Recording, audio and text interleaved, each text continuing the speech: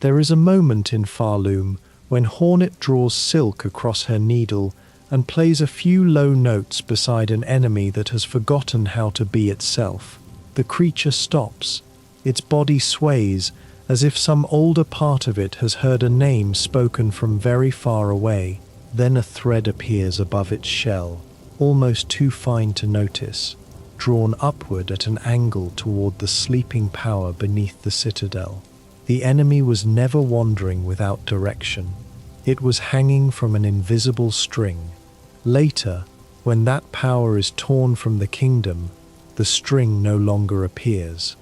The smallest musical trick in Silksong quietly reveals both the shape of the haunting and the place from which it comes. That is the kind of secret waiting here tonight. Some are hidden behind cracked walls or beneath floors that only open for the right combination of speed and drink. Others are tucked into changing scenery, unusual enemy behavior, old machinery, songs, furniture, graves, and rooms that become different after the kingdom changes. None of them needs to be memorized. Pharloom can hold its own history for a while. If these slow journeys through game worlds have been keeping you company, you can leave a gentle like and say where you are resting from tonight. Then let the room settle, and we will begin at the lowest green place in the kingdom, following details upward as naturally as thread drawn through cloth. The melody that exposes those strings has an older shadow inside it. Hornet's ordinary needle in tune bends around the familiar notes of the dies irae, a medieval melody associated with death and judgment. Christopher Larkin works its shape through much of Silksong's music, sometimes openly and sometimes so softly that it feels half-remembered. Hornet is therefore carrying a small piece of the kingdom's musical language each time she plays. The notes can stun singers, open weaver doors, wake old mechanisms, uncover messages, summon creatures, and draw memories from places where no living witness remains. A tool that first appears to be a key is also an instrument for interviewing the dead. Even its limitations tell a story. Ordinary haunted creatures can be held by the song because the influence inside them still belongs to Grandmother Silk.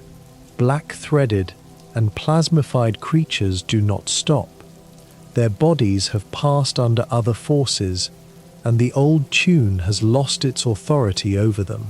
In the third act, void-corrupted silk in the background will lash out when the needle-in sounds, as though music disturbs something that cannot sing back. The response is violent rather than harmonious. Silk remembers song, void answers with hunger.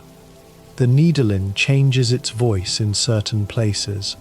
Beside conductor Ballador, Hornet plays the conductor's melody. Near Cardinius, or in her bell home while the sacred cylinder turns on the gramophone, the notes become the vault keeper's melody. On the platform that once activated the automated choir in Cogwork Core, her hands recover the architect's tune. At the end of Chakra's long search, the same needle becomes an instrument of mourning. These are not selections from a menu. Hornet recognizes the setting and plays what belongs there, which makes each variation feel like a memory stored in her fingers. She can also play while sitting on many benches. It is an easily missed animation, because benches usually invite preparation rather than experimentation, yet it suits her perfectly. The beastling call and the elegy of the deep cannot be performed from that resting position. Those require a different posture and purpose. The ordinary melody can be allowed to drift through a station or empty shelter, while Hornet remains seated. Pharloom rarely rewards stillness with spectacle. Sometimes it gives a private concert to an empty room. Long before any individual secret was placed, the kingdom was built around one dominating idea. Teen Cherry described the citadel as an influence that should be felt across the map before Hornet ever entered it. Gilded outposts imitate its decoration. Roads bend toward it. Workers send their materials upward. Regions damaged by extraction show what the city consumed. This makes the citadel more than a distant destination. It is present in a bell shrine at the edge of a field, a quota carved beside a furnace, a ruined farm ordered to gather thread, and a clean fountain supplied by water that no longer reaches the land below.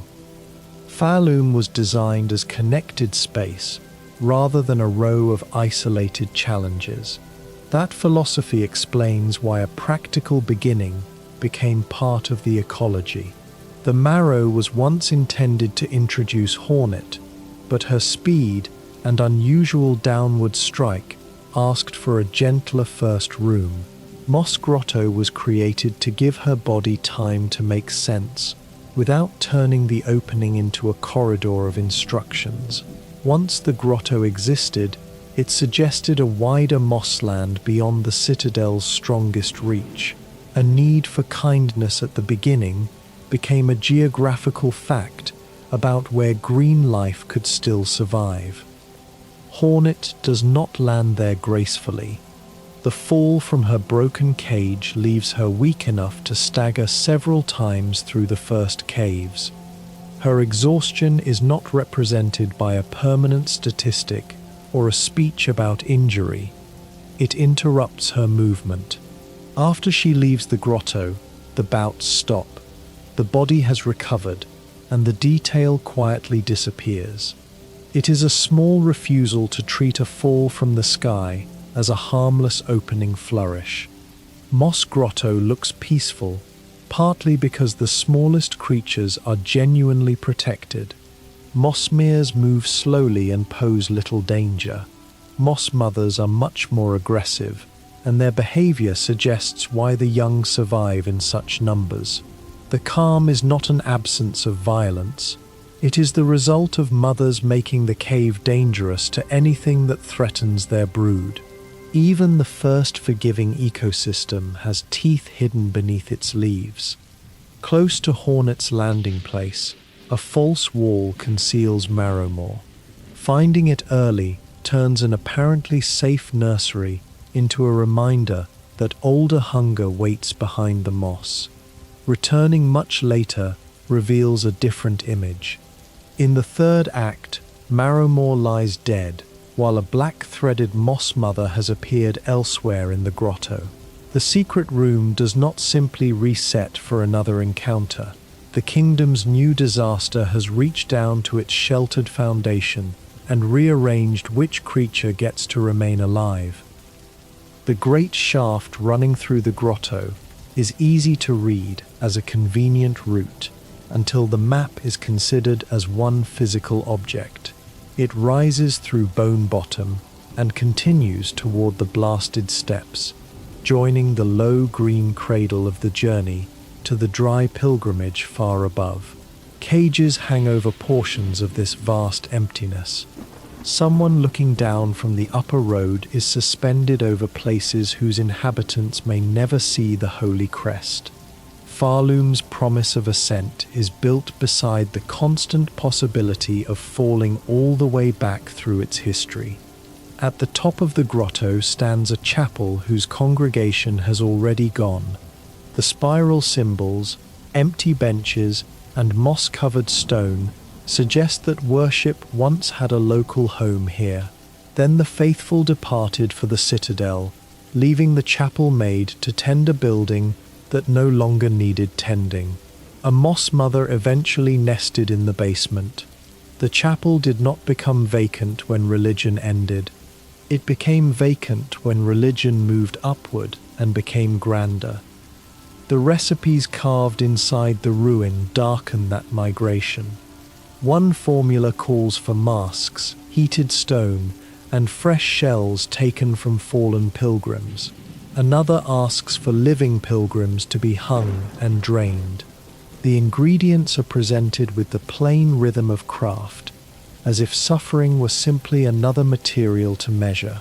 Much later, the arrival of the snail shamans makes the old room feel less abandoned, but their presence also confirms that power has been worked here through methods the citadel would prefer to call impure. When the third act opens, a chamber in the chapel that once stayed sealed can be entered. The snail shamans have gathered beneath the old symbols, and the shells of their ancestors rest above them. From those remains, Hornet can eventually bind the shaman crest. The dead are not displayed as decoration. They form a lineage over the living practitioners below, and after the Everbloom is recovered, the empty shells remain to show where that lineage ended. Farther east, a weaver door waits in the greenery. It leads to Weaver Nest Atla, the largest and most intricate of the surviving nests. Its position is meaningful. The weavers chose one of Pharloom's calmest, most secluded hollows for the place where they prepared their rebellion. A hidden tablet says that Grandmother Silk's gaze did not reach this low. The phrase turns elevation upside down. Atla is safe because it is beneath notice, while the glorious heights are closest to the eye of the god. The nest contains a bell design that resembles the shrines scattered along the pilgrimage roads. That visual echo hints that the bells calling bugs toward the citadel may have begun as weaver work. Their creators helped build a cage around Grandmother Silk, then watched the kingdom use the same language of song and ringing to maintain devotion. An object made to organize resistance could have become an instrument of rule. Silksong never stops beside the workbench to explain this. It trusts the repeated shape. Atla's deepest records reveal that the weavers were trying to escape a web of their own making. They had accepted Grandmother Silk as a mother, learned to spin from her gift, discovered the lie beneath that relationship, and used song to put her to sleep. The citadel rose as both monument and prison. Atla preserves the uncomfortable part. The jailers were also daughters, and the system that eventually trapped everyone began as their attempt to become free. Bone Bottom is the first settlement Hornet reaches, yet its name tells the truth about where it stands. Tents and simple structures gather over remains large enough to become landscape.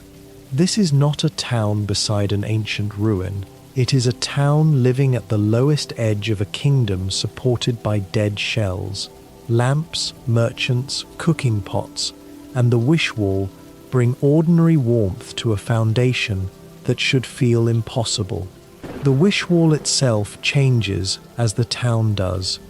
Once the bell beast is freed and travel begins to return, the wall can be repaired and new requests appear over time. Wishes are not a fixed quest board left for Hornet's convenience. They accumulate because people notice that someone is answering them. The physical wall becomes a record of trust spreading through a poor community. Pilby, the little pilgrim, shifts position as events unfold.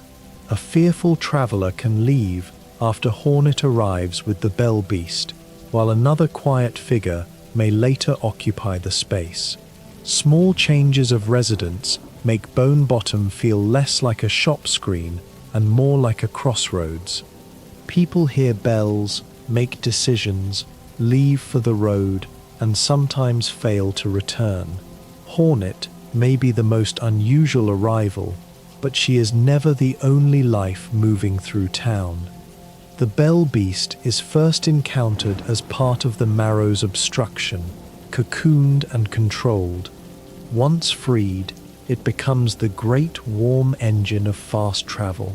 Hornet's later song does more than call it toward a station. The beastling call can carry her directly to the place where the creature waits, reversing the ordinary relationship between traveler and transport. Instead of summoning a ride to Hornet, The melody briefly lets the road summon Hornet to the ride. The beast's young can also answer her. Their presence turns a travel system into a family line, and their movements make the bellways feel inhabited even when no passengers are present. Metal stations that might otherwise seem cold are softened by a creature nesting inside the mechanism.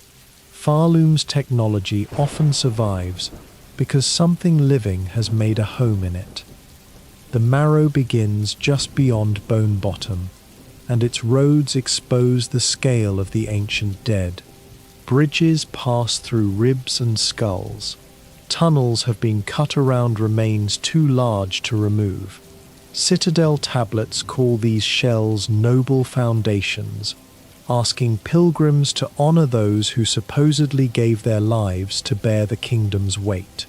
The wording is suspiciously convenient. Nothing confirms that the creatures volunteered. Their bodies became infrastructure, and official devotion arrived afterward to make the use sound holy. Skull scuttlers repeat the same history in miniature. These small creatures hide beneath old skulls and use them as mobile armor. Hornet meets them where the kingdom itself has built protection and passage out of larger corpses. A tiny scavenger and a grand civilization have reached the same practical idea. The difference is that only one of them writes a prayer over what it takes. Several fossils continue beyond the visible edge of a room.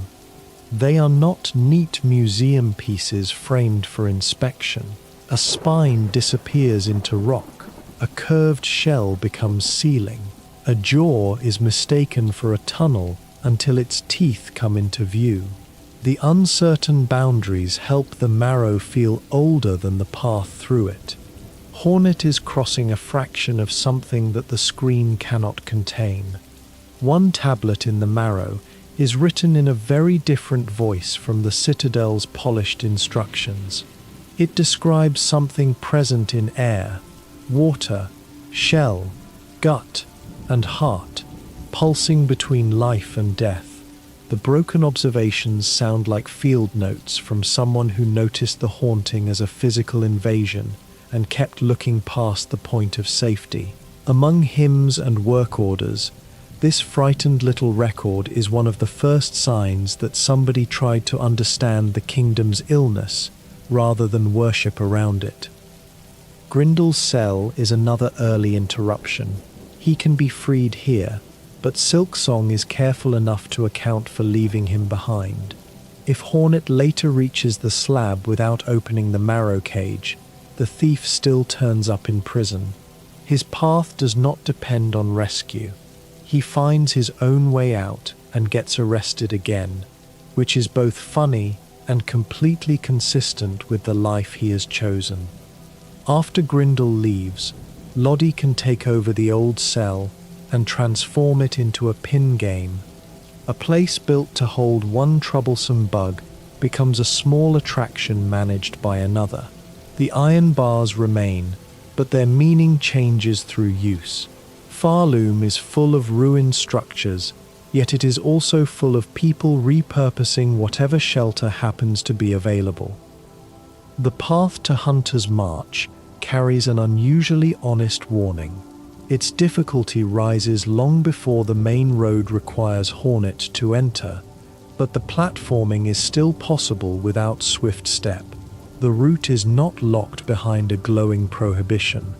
It simply asks whether curiosity is stronger than caution. This makes the Scar territory feel like a real dangerous border, rather than a later level waiting politely for its turn. A Scar scout can be seen watching from the deep dock's side. As Hornet approaches, it dives into the ground and vanishes. Another scout abandons a camp at the beginning of a later ambush. These are tiny departures, easy to miss amid the threat of the enemies that remain, but together they show that the Scar are observing and reporting. The ambush did not appear because Hornet crossed a trigger. Someone saw her coming. In a tall chamber, Scar stalkers race across bridges far in the background. They never enter the foreground to become targets. Their silhouettes give the tribe a life beyond the narrow strip Hornet can reach, and they make the territory feel busy with patrols, hunts, and messages. The distant movement lasts only a moment. It is enough to suggest miles of red tunnels outside the route.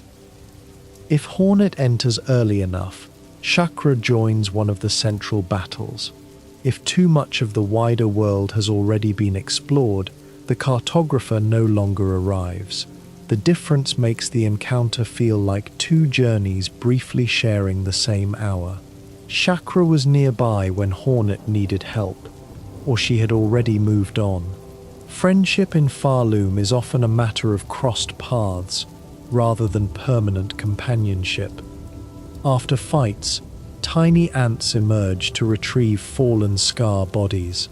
They also gather loose shell shards and rosaries. The cleanup happens beneath the larger combat, with no ceremony and no reward for noticing it. The dead are not allowed to remain as scenery, because the tribe still has customs, materials, and perhaps grief attached to them. Even currency dropped on their ground becomes part of the territory again if Hornet waits too long. The red lamps of Hunter's March are not ordinary flames. Silk flies illuminate the route, giving the tunnels their living glow. Thorns and flowers share the same color as the Scar themselves, so culture and ecosystem seem to have grown into one visual language. The tribe is ancient, predating Grandmother Silk, and the march looks like a place that learned its own identity before the citadel began gilding the roads. At the Chapel of the Beast, the entrance closes permanently once Hornet claims the crest. This is more than a convenient one-way event. The chapel gives up the remains and power it guarded, then seals behind the visitor. There is no reason to turn it into another station on a repeated route. Some sacred places in Pharloom exist for a single exchange and then withdraw. The third act forces a return through the march. Rubble blocks the deep docks entrance again, and dark masses made from Scar bodies gather in the old arenas. A route once learned as hostile but orderly has to be crossed under new rules. The scouts, corpse collectors, and hunters who made the territory feel defended are replaced by bodies fused together under black thread. The map remembers the old journey closely enough for every alteration to hurt. Above the march lies a part of the far fields hidden for most of the story. Silksong opens the way toward Carmelita's territory, and the region itself expands on the large map only when Hornet enters that long-concealed eastern side. It is the only named area whose zoomed outline grows this way. The map was not lying before. It knew only what the kingdom had allowed Hornet to see. A door near Carmelita remains locked forever. There is no late key, no secret melody, and no final switch. In a world trained to reward suspicion, a door that never opens becomes strangely powerful. It implies another room without converting that room into a prize. Pharloom keeps a little space to itself. Carmelita's influence can be seen before her history is understood. The far fields carry vegetation where an earlier vision of the region was much more scorched and bare.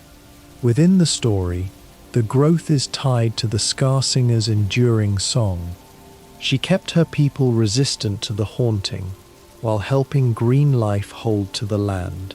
By the time Hornet finds the withered queen, the fields have already preserved the evidence of what her strength once did. The fourth chorus lies beneath rubble, with a pin driven into its neck. That weapon resembles the seamstress's work, and the machine appears to have been sent against her. No mural is needed to reconstruct the struggle. The citadel deployed a towering engine, The seamstress found one precise point, and the defeated machine was left where it fell. A boss arena begins as an old crime scene. Lace can be absent from deep docks if Hornet reaches later roads by another route, and her early duel can be bypassed through a locked passage. The rival is not nailed to one stage waiting for the story to summon her. Hornet's route changes who crosses it.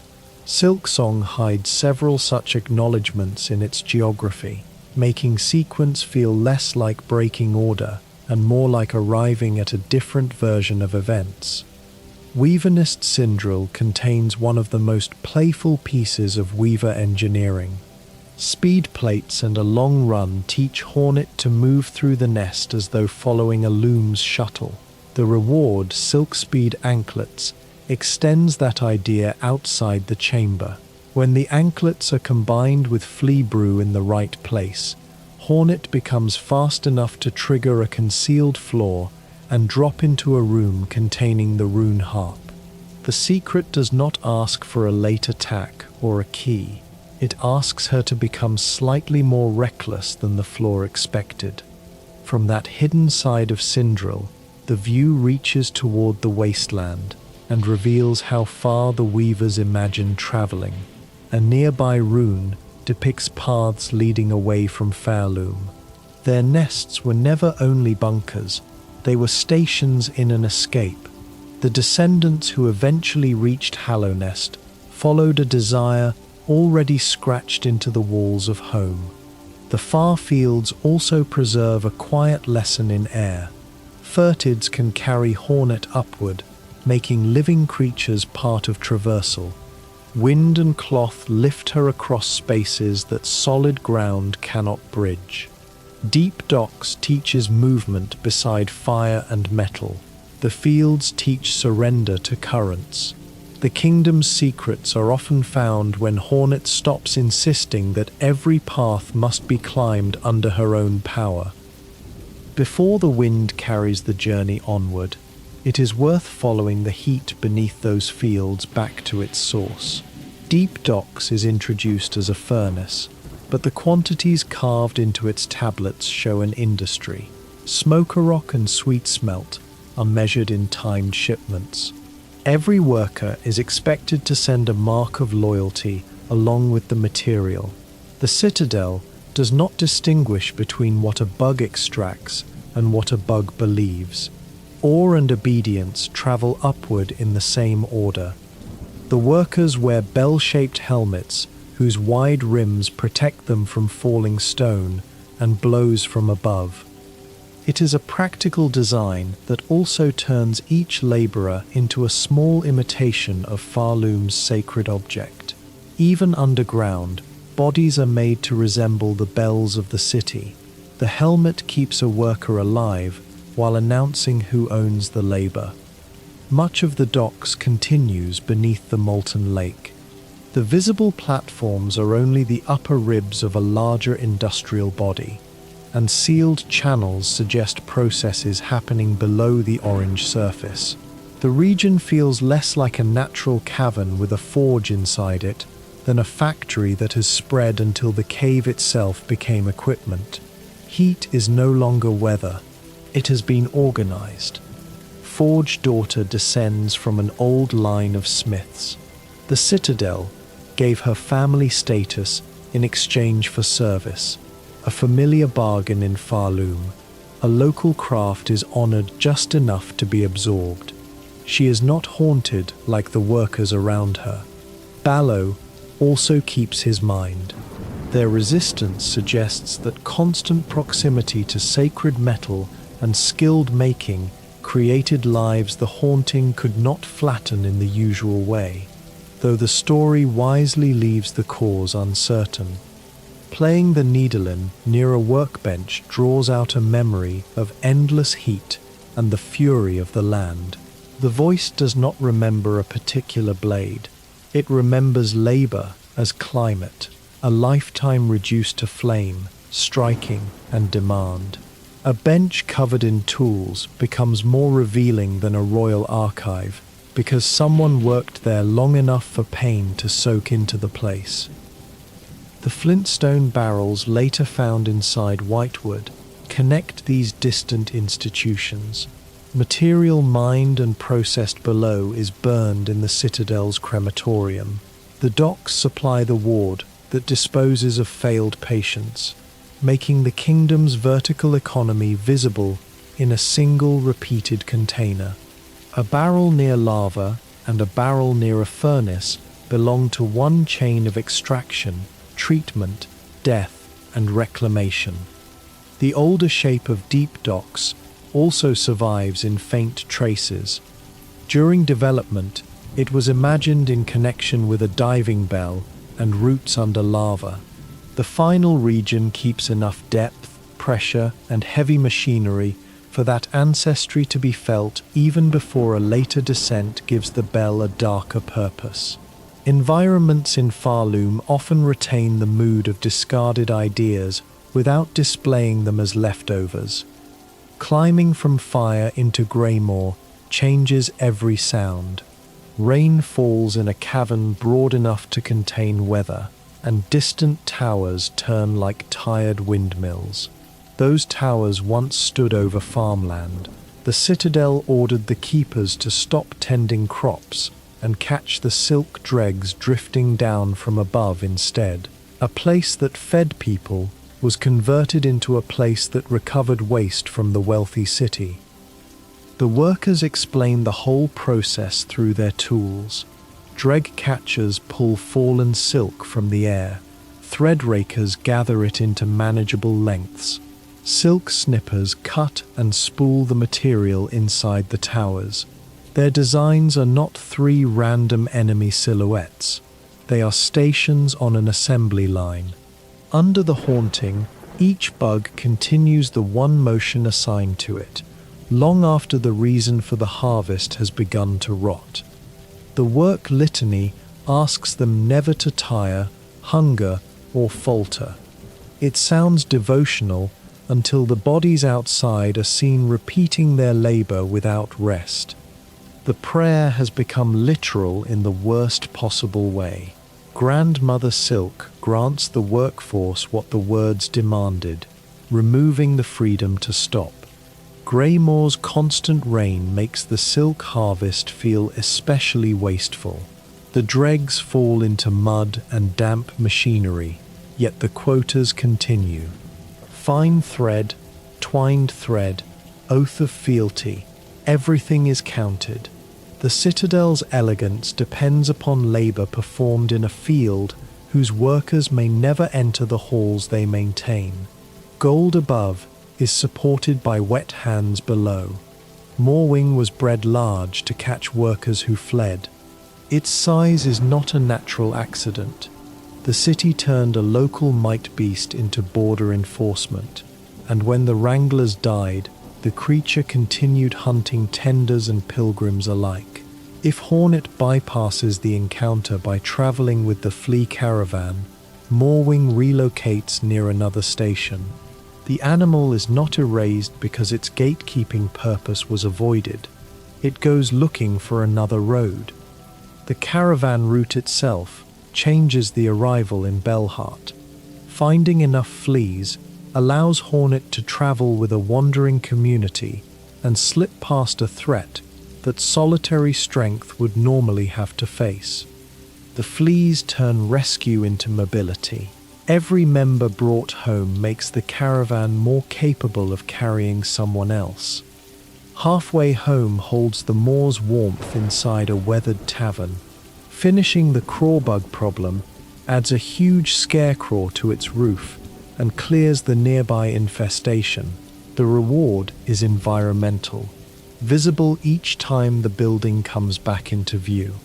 Hornet has not simply completed a request, she has altered the silhouette of shelter. Crage keeps an old bottle of vintage nectar in a cellar that has become scar territory.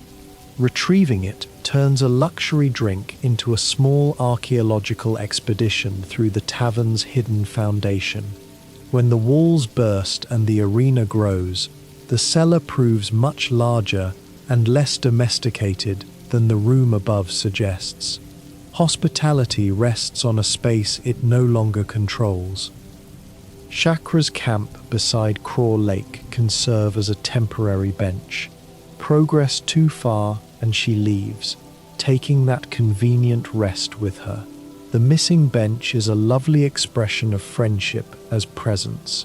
Comfort existed there because a particular person chose to stay for a while, not because the map owed Hornet a permanent checkpoint. After the lake's challenge, a lever releases balloons across the water. They rise into positions that make upper paths reachable, transforming the whole room through one old mechanism. The thread storm above is therefore found by changing the sky of the cavern rather than opening a door. Greymoor's damp air briefly becomes a staircase.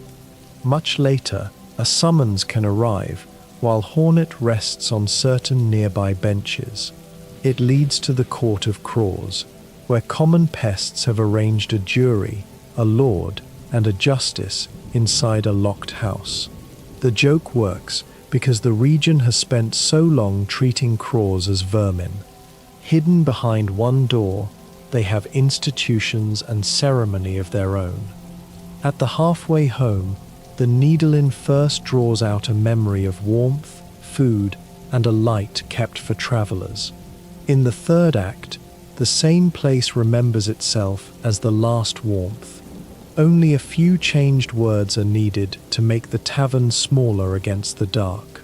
Pharloom's songs do not repeat fixed lore. They notice when the world around them has become worse. Bellheart waits beyond the rain, inside a vast bell vein. Houses are literally made from bells, with doors and windows cut into curved metal. The town's architecture turns an instrument of devotion into domestic shelter. A bell that might have called pilgrims from miles away can also hold a bed, a table, and a private argument. Grand ideas become livable only after ordinary bugs carve rooms into them. Before Widow is defeated, the townspeople hang from the ceiling in bundles of silk. Shops close. Entrances are sealed. The curse has not removed the community. It has stored the community overhead like trapped notes. When Widow falls, bodies descend, doors reopen, and the same location receives its restored identity. The change is physical enough that rescue can be felt before anyone says thank you.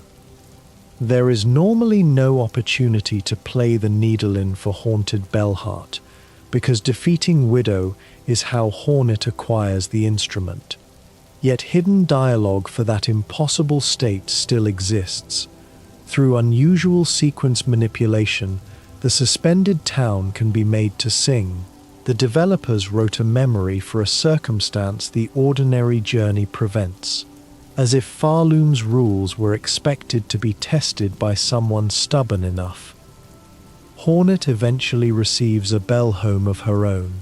Frey can add furnishings, and mementos from distant encounters slowly gather inside. The room becomes an answer to the opening cage. Both are enclosed spaces made for Hornet, but only one can be entered and left by choice. One carries her toward a destiny selected by others. The other fills with evidence of journeys she selected herself. Lying on the bell-home bed triggers a detail with no reward at all. Hornet settles sideways, and if the map is opened, she studies it from that resting pose instead of snapping into the usual stance. The animation waits behind an action that is easy never to try. A warrior who rarely appears to relax is allowed to keep planning without getting up. The town continues building around her. A new structure appears where empty space once stood, and daily life gathers around the restored bells. During the third act, houses in the background can be destroyed, while the rooms Hornet enters remain standing. The distinction preserves function. but it also creates the impression of a community wounded beyond the handful of doors still available. Belhart's position between Greymoor and Shellwood explains why it feels like an exchange between metal and growth. Rain runs off the bell houses on one side. White branches and flowers wait on the other. The town survives by sitting in a vein, protected by the very substance that made it valuable. Pharloom repeatedly places settlements inside the resources larger powers would otherwise harvest. Shellwood's pale flowers are more than scenery. Hornet can bounce from them with her needle, turning blossoms into pieces of a root. Some enemies mimic petals and branches until they move. The region teaches attention by making beauty, platform, and ambush share one shape. A white bloom may hold weight, hide teeth, or do both within a few seconds. Wood wasps reveal a stranger cycle. They consume polyps, and after a wasp dies, a heart-like floral core can form around its remains. The polyp heart is therefore both plant matter and evidence of digestion continuing after death. Shellwood does not draw a clean border between eater and eaten. The wasp enters the flower, and the flower eventually rebuilds itself around the wasp. Nileth's protection once made the wood safer for travelers. The citadel built a shrine to her only grudgingly, acknowledging a power it had not created and could not fully erase. That reluctance survives in the placement. The shrine feels attached to the holy road rather than embraced by it, a concession rendered in stone. Sister Splinter's family moved into the space left as Nileth's strength waned. Their occupation makes Shellwood's danger feel ecological instead of military. There was no decree announcing a new ruler. A protective presence weakened, opportunistic life spread, and the paths grew sharp. Power changed hands through nesting. Belhart once depended on pond skippers as a basic food. Reed, the last pond catcher, preserves the memory of that ordinary trade. Shellwood's ponds are therefore connected to kitchens beyond the forest. A small creature hopping across water belongs to an economy, a profession, and the fading diet of a nearby town. The twisted bud rests among offerings brought to Greyroot. Neither the carriers nor the gifts returned. What looks at first like a ritual garden is closer to a collection of disappearances.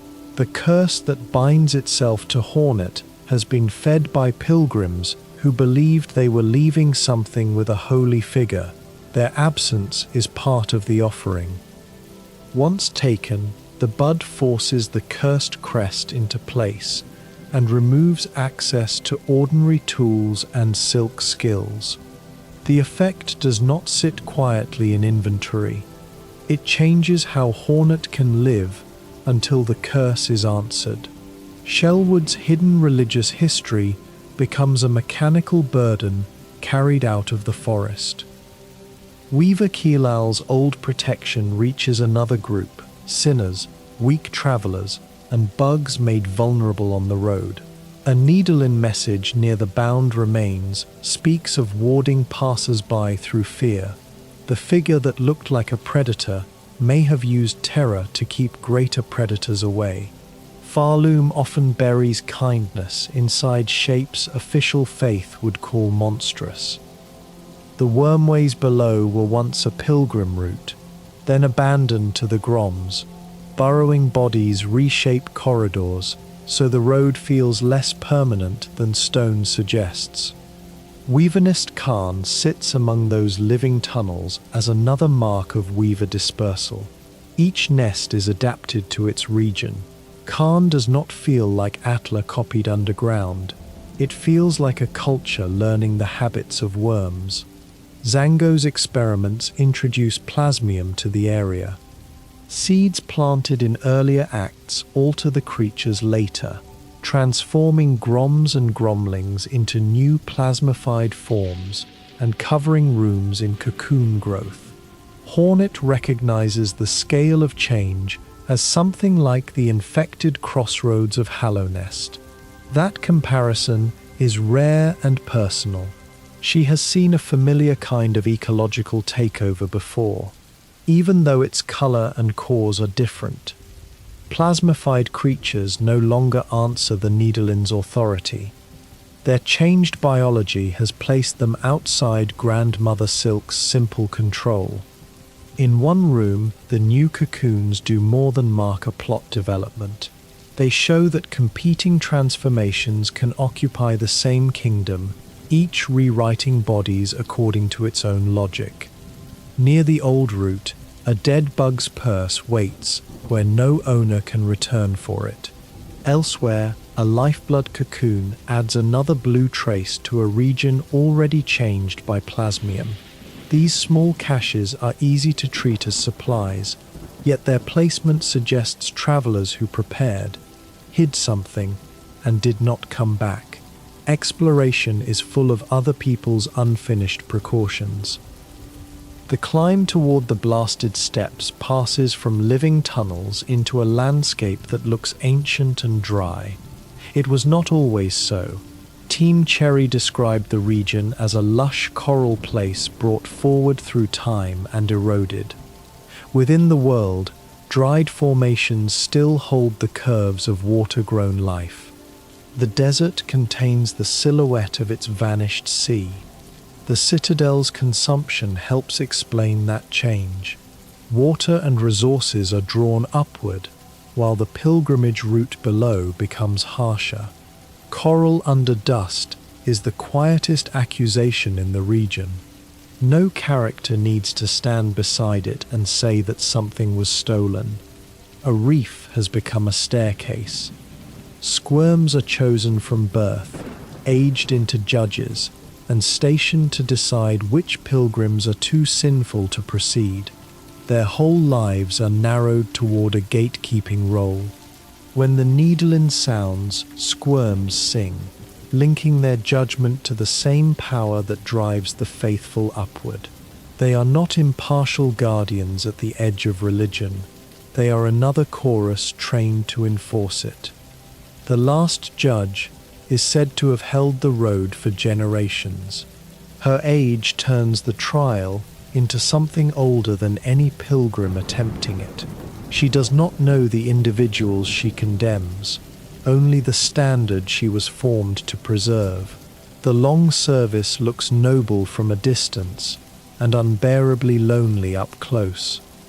Lumble's magnetite dice can be won from him while he lives.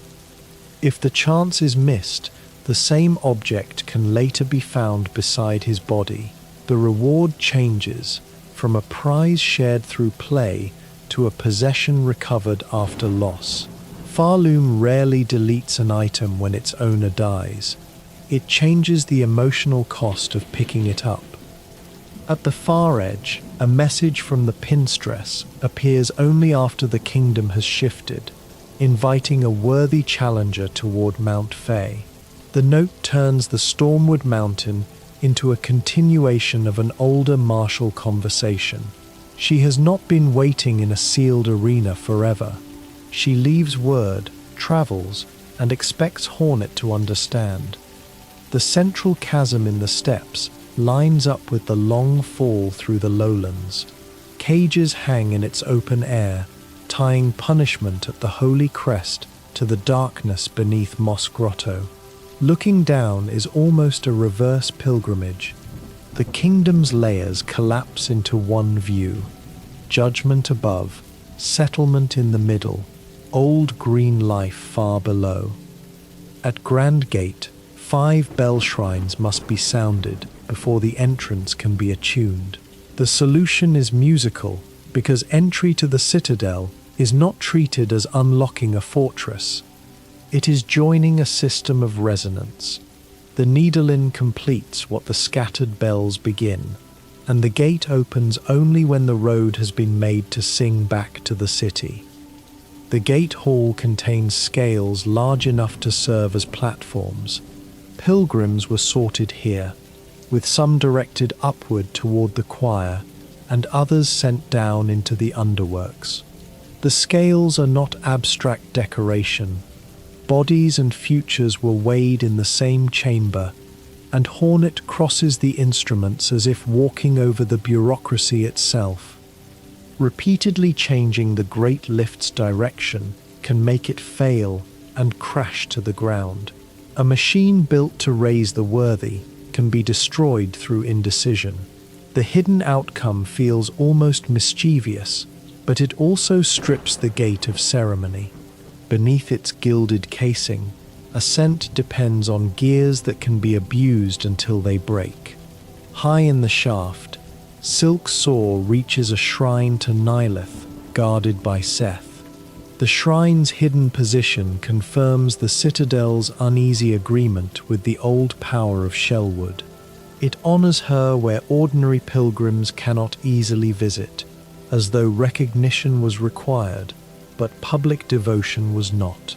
The seed that made the wood is remembered in a vertical crack beside the official road.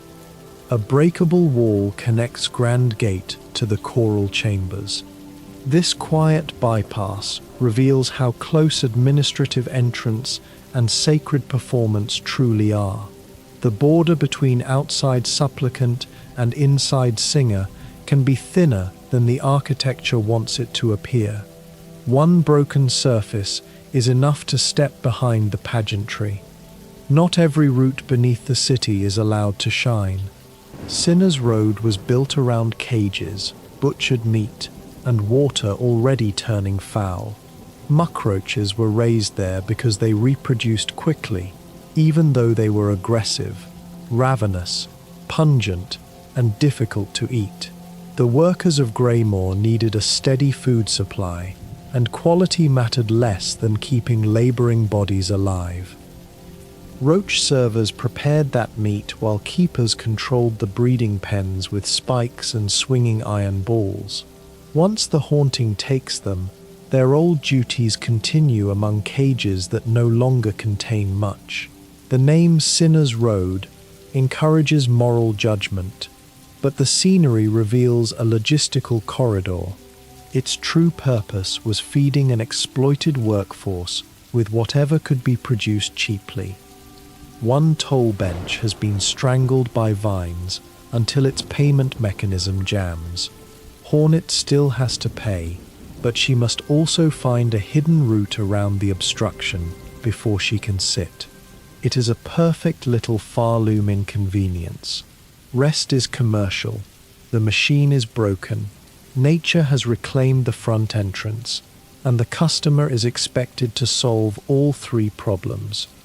The waterways beyond it make the citadel's vertical arrangement impossible to ignore. Bylewater contains stone and wooden structures older than the city, evidence that people lived beside these caves before the poison arrived. Their walls survive inside a swamp created by somebody else's prosperity. Ruin here was not caused by age alone. It was delivered through pipes. The exhaust organ dominates one edge of the region. Its vents rise into the underworks, carrying the citadel's waste downward until clear water becomes a choking habitat for muck maggots and slubberlugs. Calling it an organ gives the machine an almost living dignity. In practice, it lets the holy city breathe by filling another community's lungs. The Stilkin remember the transformation as theft.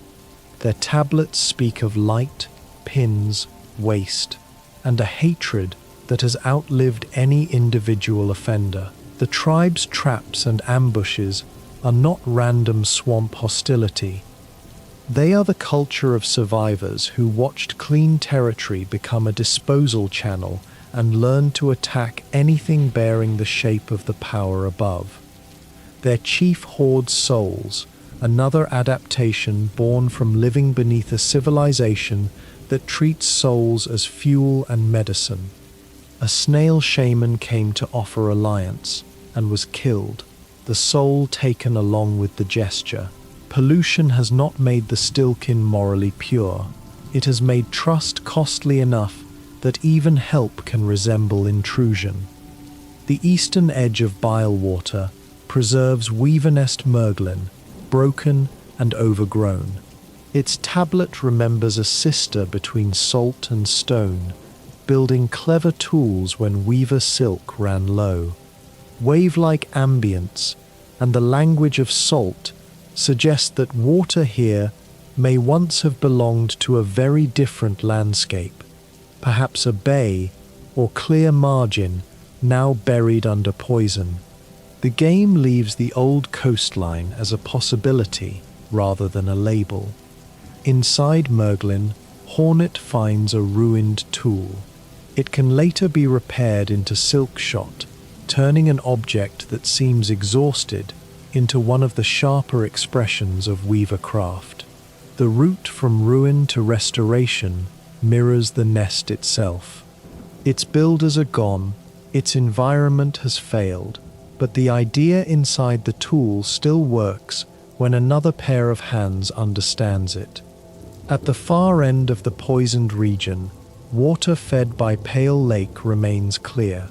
That clean corner is small, yet it changes the entire reading of Bilewater. The swamp was not always meant to be green and foul. The unpolluted edge is a surviving sample of the original world, a control against which all the damage can be measured. The twisted bud appears again in a vine cradle, linking Bilewater's corruption to Shellwood's lost offerings. The object has traveled through more than one religious landscape, and each location adds a different suspicion around it. By the time Hornet carries its curse, it feels less like a collectible found in one room than a knot tied from several regions' mistakes. Chakra's master lies hidden in these hostile passages. When Hornet learns the proper rite and returns, the needlein no longer plays its general melody. The eulogy belongs to the person and the room. Chakra's journey across maps, camps, and dangerous borders resolves through sound rather than treasure, leaving the cartographer's sharp rings quiet for once. The putrefied ducts continue the same history through old aqueducts. 4 large channels cross rooms now filled with slime, and their stonework suggests that clean water once moved here in deliberate lines. Duct suckers feed from the filth coating those structures. The new ecosystem has adapted to a disaster so completely that pollution has become food. A Pinstress's ruined balloon rests near the wreath of purity. The name of the tool is almost cruel in this setting, but the wreck tells a small story of an attempted crossing. Someone from the Order came into the ducts with skill, equipment, and perhaps a belief that protection could be carried like a charm. Only the balloon and wreath remained. Vogue waits above a secret sequence of difficult movement. Once found, she does more than reward the climb. She joins the flea caravan and begins selling information about missing fleas. A hidden merchant becomes a new service inside a moving town. Rescuing one isolated bug changes how every remaining rescue can be approached. The entrance from the memoriam is concealed above its map room. Hornet has to look into the ceiling, then cross an exposed space and break a wall at the far side. The museum's official map does not advertise a route into the polluted system behind it. The secret architecture feels appropriate. Preserved nature occupies the public rooms, while the waste of preservation runs out of sight. Pale Lake carries a weaver inscription about cleansing water and calming memory. Before the flea caravan arrives, the shore is almost austere. After enough fleas are saved, tents, games, voices, and flags transform it into Fleetopia. The cleanest surviving water in the Eastern Kingdom becomes a permanent home for people who spent most of the journey refusing permanence. The area title itself is replaced on the map when Fleetopia settles there. Geography yields to community. The lake has not disappeared, but its most important feature is no longer water. It is the town that chose to stop. During the Festival of the Flea, Seth competes against the caravan and records scores better than any of its members. If Hornet surpasses all of them, he gives up a personal memento. The same guardian first found rigidly defending a hidden shrine ends up treating festival games with deadly seriousness. His journey is not explained as a change of heart. It is shown through where he stands and what he cares enough to compete in. The caravan's needle in song changes with its circumstances. On the road, the words carry movement and ritual. In the third act, the tone grows more fragile. During the festival, it becomes celebration. These variations give the group a musical history that updates alongside its camp. The fleas do not have one theme frozen around them. They have songs for travel, danger, arrival, and joy. The mist nearby refuses ordinary cartography. Silk flies respond to the needle-in and drift toward the safe route, making music function as a compass where walls and exits cannot be trusted. The flies are not an arrow painted over the mystery. They move as creatures answering a familiar vibration, and Hornet follows their behavior rather than a map marker. That navigation trick reflects a broader rule in Pharloom. Songs carry instructions that architecture has forgotten. The correct notes can open a weaver nest, align a gate, activate a choir, wake an old watcher, or lead through fog. Written directions decay. Melody survives by being performed again. Entering the choral chambers after the filth below produces one of the kingdom's sharpest contrasts. Gold trims the corridors, silk drapes hang in clean curves, and fountains feed elegant rooms. Choir bugs here drop more rosaries than those outside, suggesting that wealth and devotion accumulated together at the center. The closer a bug came to holiness, the more prayer beads it carried. Golden bells hang in the vertical rooms and become surfaces for Hornet's needle. Objects once meant to ring across the halls are treated as steps, and their rounded bodies make ascent possible. She climbs the religion through its own symbols. The western platforms withdraw into walls on a rhythm. The eastern hallway rotates as one enormous mechanism, changing which parts of the citadel can speak to each other. Even the corridors perform. A visitor is expected to move in time with the building, which makes architecture feel like another member of the choir. The choral chambers contain ordinary luxuries that the pilgrimage never promised openly. A spa, theatre, restaurant, and great dining hall. These rooms expose the citadel as a capital for privileged residents, not simply a temple where all faithful became equal. The people carrying bells through mud imagined sacred arrival. The upper choir had places to bathe and dine. The dining hall hides decayed kitchens and storage behind its formal space. Service corridors hold the labor required to produce elegance, repeating the kingdom's larger structure inside one building. The beautiful room faces outward. Spoiled supplies and narrow workspaces remain behind the wall. In the spa, the plumbing must be manipulated before the rooms fully open. Sherma reacts to the water with a small performance of his own, splashing and joining the needle in with song. His delight feels wonderfully out of scale with the citadel's collapse. A complicated hydraulic route leads, for once, to someone having a bath. Members of the choir wear cloaks that mark admission. Pilgrims spend their journey becoming visually similar to the institution they hope to enter. The cloak offers belonging, but it also makes the individual easier to read as rank and function. Pharloom's uniforms are promises made visible. Old and sick singers were not allowed to retire in peace. They were sent toward Whitewood, where service could be extended or the body repurposed. This knowledge changes the question repeated by haunted choirbugs, "When may I rest?"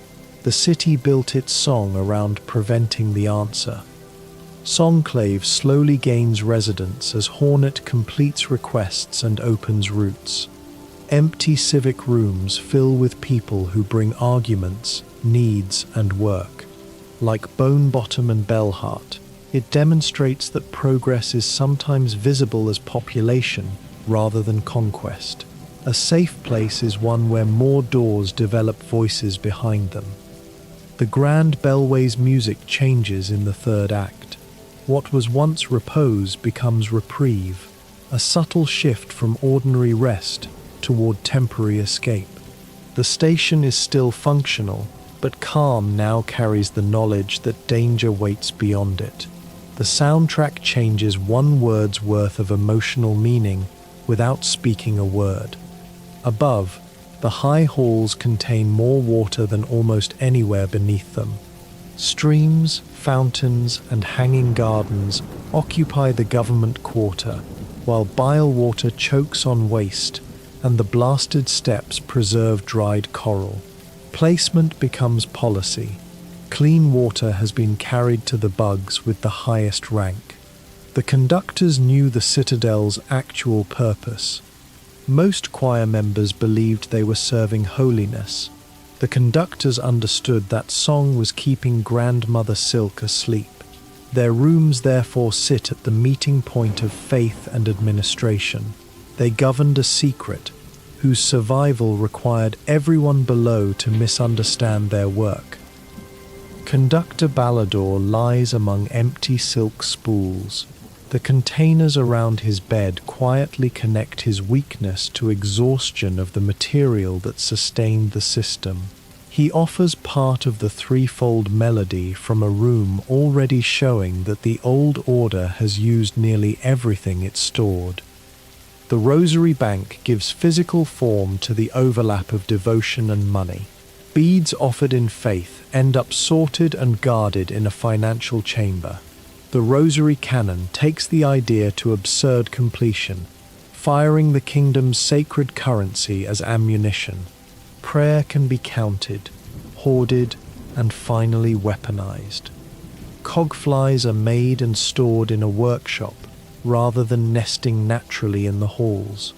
Finding their tool among benches and parts reveals them as products of the architects. The tiny companion that seems almost animal is a piece of service machinery designed to follow, repair, or attack.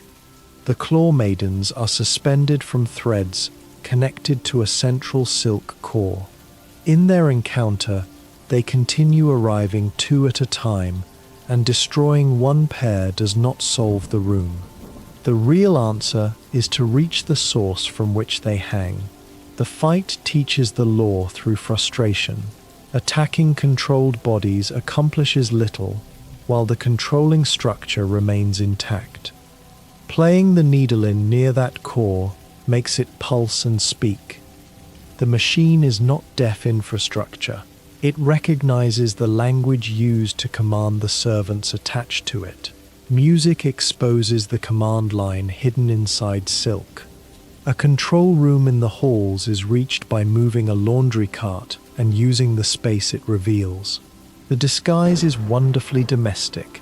Among divine mechanisms and state offices, one of the kingdom's best concealed passages begins with noticing that a cart can be shifted away from a wall. In the forum, a large chandelier lowers slightly as each wave of choir clappers is defeated. The change is gradual enough to miss during battle. By the end, the room itself has descended toward Hornet. Combat is measured in architecture, like a silent crowd leaning closer with each act. Who arrives to help in the forum depends on earlier paths. Garmund and Zaza may join, or chakra may appear. The grand civic arena becomes a place where the history of Hornet's friendships catches up with her. Assistance is not selected from a roster. It is the consequence of who is alive, nearby, and finished with another task. The cogwork core was built to solve the weakness of mortal singers. Giant cylinders preserve songs and repeat them through machinery, promising an eternal choir that never ages or tires. It is one of Pharloom's central ironies. The kingdom pursued immortality by replacing living voices, then discovered that a song without choice could maintain a prison but could not heal the society around it. The cylinders are etched recordings, turning melody into physical surface. Hornet climbs around music made into metal, passing gears that read and repeat marks cut by long-dead architects. In the core, a song is literally architecture. Cogwork workers continue cleaning and repairing the machine long after its purpose has failed. Their persistence resembles the haunted labourers in Greymore, but the cause is different. Those bugs are compelled by Grandmother Silk. These automatons are obeying design. Pharloom found more than one way to create work that cannot say no. At the summit, the architect's melody has to be reconstructed through a puzzle no ordinary bug was likely meant to survive. The climb itself acts as authentication. The city did not simply hide its most important tune behind a lock. It made access depend upon movement through the logic of the machine. Once Hornet learns the melody, returning to the activation platform changes what she plays on the needle-in. The location remembers its assigned composition and guides her hands into it. In the third act, the ruined route prevents that exact little performance. The lost melody becomes another measure of what the collapse destroyed. The cogwork dancers guarding the entrance are beautiful because their violence preserves the form of courtly movement. Their deeper history makes the elegance painful. The body and soul of the Green Prince's partner were used in their making. A personal sacrifice from fallen Verdania was converted into a pair of machines defending the city that consumed the kingdom. When the core breaks in the third act, familiar mechanisms become the route of escape from the cradle. The machine once climbed as a test is descended through ruin. Gears no longer keep perfect time. Walls have opened, and the path that carried Hornet toward the sleeping god now carries her away from the consequences of waking it. The memoriam tries to preserve the world that the citadel is damaging. Its motto promises that whatever is remembered will never be lost, yet almost every exhibit complicates that confidence. 8 artificial environments reproduce pieces of the kingdom under gilded roofs. Moss, coral, rain, bone, branches, and field grass have been lifted from their relationships and arranged as controlled samples. The creatures inside know the difference. Needle-in memories suggest homesickness and disorientation, as though a perfect copy of temperature and foliage cannot reproduce the meaning of a wild place. A moss grub under glass is still separated from the mother, weather, danger, and root that once made its behavior sensible. The museum preserves appearance more easily than belonging. Some specimens have been bred to unusual size. Massive moss grubs fill their enclosure, and crust crags survive as enlarged relatives of creatures no longer found in the sands of Karak. Preservation has shifted into alteration. The citadel does not simply keep what existed. It makes versions impressive enough to display. Verdania's exhibit has failed entirely. Leaf rollers lie dead inside a room that can no longer maintain the Lost Kingdom's conditions. Records say that the Verdanian environment exceeded containment and had to be excised. The wording treats a living biome as a storage problem. When nature grows beyond the frame declares nature defective. That failure becomes more painful after lost Verdania is seen in memory. The empty exhibit is one of the few physical traces available before Hornet learns how green the kingdom was.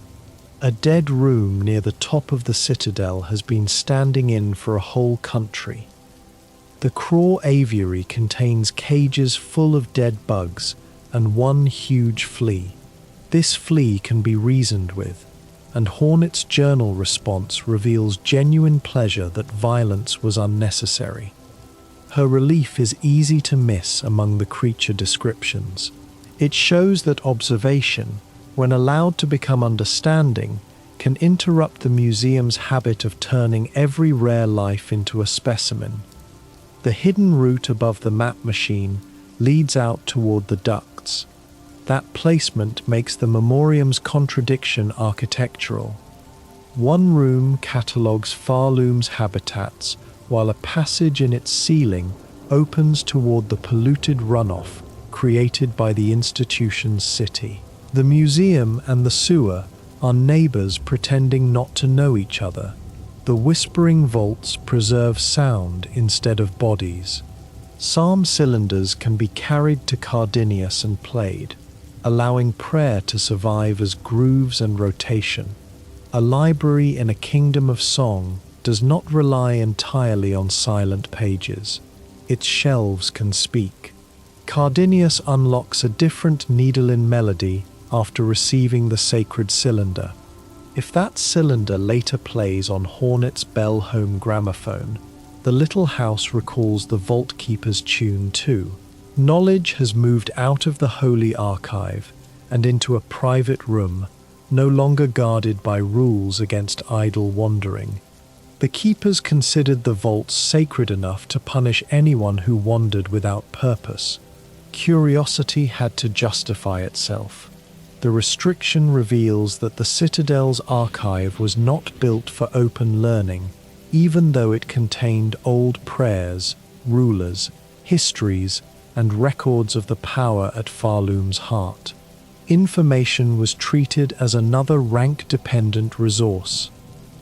Vaultborn were raised in darkness for the work of reading and service. Their bodies and habits were shaped around an institution before they could decide whether its knowledge mattered to them. The library appears gentler than a mine or prison, but it also created workers for one room. The pontiff discovered the citadel's true purpose through the sacred cylinder and fell silent. In a society where song means duty, silence becomes both shock and refusal. The revelation did not inspire a louder sermon. It ended the voice of someone who finally understood what all the singing maintained. Needle-in traces beside the pontiff's remains remember prayer as a cage and song as chains. The language turns doctrine back upon its makers. Bugs had prayed to the structure surrounding Grandmother Silk, while their prayers helped keep that structure closed. Worship was part of the lock. Pious Isamor waits like a monument to ideal service. The surviving instructions send new arrivals toward work and choir, making devotion sound like an employment assignment. Nearby, Trobbio's theatre advertises passion and salvation through performance. The vaults hold both severe institutional memory and the bright vanity of someone convinced a final show can rekindle a country. Act 3 changes the theatre's surrounding messages. Earlier promises of renewed flame give way to acceptance that Pharloom may finally end. Posters and inscriptions become a public mood ring for the citadel. The stage remains, but the imagined crowd has stopped believing applause can repair the walls. Below these archives, Underworks removes the gold from the same system. Confession machines listen to workers, pronounce guilt, and prescribe extra labor without food or drink. When broken, the device repeats fragments of its command. The mechanical priest does not possess wisdom. It possesses a script that turns every confession into more work. Loam's body later carries a needle in memory of toil giving way to flight. The short phrases feel like someone discovering that death has ended a shift no supervisor would end. In Underworks, freedom first appears as the absence of another task. Background voices speak of many becoming one. The line suits a factory where individual effort disappears into a single output, and it also foreshadows the way Silk can merge bodies, souls, or wills. The citadel's unity is beautiful only from far enough away that no single worker can be heard. Whiteword continues that logic with medical language. Pointed bottles line shelves and floors so densely that some become spike pits. Wheelchairs and stretchers are abandoned in corridors. A few are packed into walls that Hornet can break through. Objects designed to carry or heal bodies have been turned into hazards and concealment. Gilded spools from the cradle appear throughout the ward. Their abundance connects every procedure to harvested silk from Grandmother Silk's cocoon. Treatment was never independent science. The hospital ran on substance taken from the being the whole city existed to imprison. Operating machines injected silk into patients to extend life. Straps show that the process could be imposed, and memories drawn by the needle-in describe pain without the comfort of anesthesia. Immortality was presented as care, while the furniture records resistance. Those who failed revival were labeled sinners. Their bodies were burned, and silk could be reclaimed from the remains. A failed procedure therefore became a moral failure assigned to the patient, followed by material recovery for the institution. Whitewood found a way to call every outcome useful. The old and infirm could also be transformed into silk flies. Those lights and small mechanical servants seen elsewhere in Pharloom carry a hidden human cost inside their glow. A bright insect in a lamp may be the final service of someone sent to Whitewood because the choir no longer wanted an aging voice. The silk siphon room becomes reachable only with later movement. Its machine produces silk flies, confirming that the creatures are not simply gathered from nature. Above and below, rooms filled with corpses reveal how much life went into keeping the citadel illuminated and moving. A dreg husk hides behind a sheet and waits until Hornet collects a commandment before attacking. The ambush turns reading into vulnerability. The ward's official instruction draws attention, while something discarded behind hospital cloth begins to move. Flintstone from deep docks fuels the crematorium. One furnace can even be entered to reach Underworks, making disposal equipment into a secret passage toward labor. Mine, hospital, furnace, factory. 4 distant ideas meet in one opening behind the fire. The unraveled waits beneath a sluice in the disposal pit. It is less a single patient than a collective remainder of lives and procedures thrown away together. The boss gives shape to what Whitewood tried to hide under drainage. Its name suggests silk coming apart, but also the official story of medicine losing its neat surface. Mizello may be among that collective, though the connection remains interpretive rather than certain. The possibility matters because it would mean a named life survives only as a trace inside an anonymous mass. Whitewood does not just kill, it erases the boundaries that make mourning personal. On the map, The ward is grouped with underworks, rather than the gleaming citadel. The classification feels like an accidental confession. Despite its white name and medical claims, the place belongs structurally, with furnaces, disposal channels, and coerced labor beneath the public halls. West of the city, the slab calls itself a holy place of forgiveness. Its tablets describe sins such as irreverence, dissonance, sickness, and infirmity, followed by punishments that end only in death. Being weak can be treated as wrongdoing. Absolution is often granted when the prisoner can no longer experience it. Hornet can enter through the front and see only a controlled portion, or be captured by a warden fly and experience the prison from inside. Capture removes her needle, cloak, tools, and ordinary attacks. She is left with a weak kick. The temporary cloakless crest is not a power fantasy. It is the shape of someone stripped down to the body the prison could not confiscate. The warden fly does not seize her too early. Certain abilities and progress must already be present, quietly ensuring that escape remains possible. The system preserves the feeling of sudden imprisonment without allowing the save itself to become a cell. Grindel appears inside, even when Hornet never opened his first cage. His independent escape from the marrow has led to another set of bars. The continuity is hidden because either version looks natural. Only comparing two paths reveals that the thief has a life between encounters. The old penitent refuses release. After long confinement, freedom is no longer a simple gift.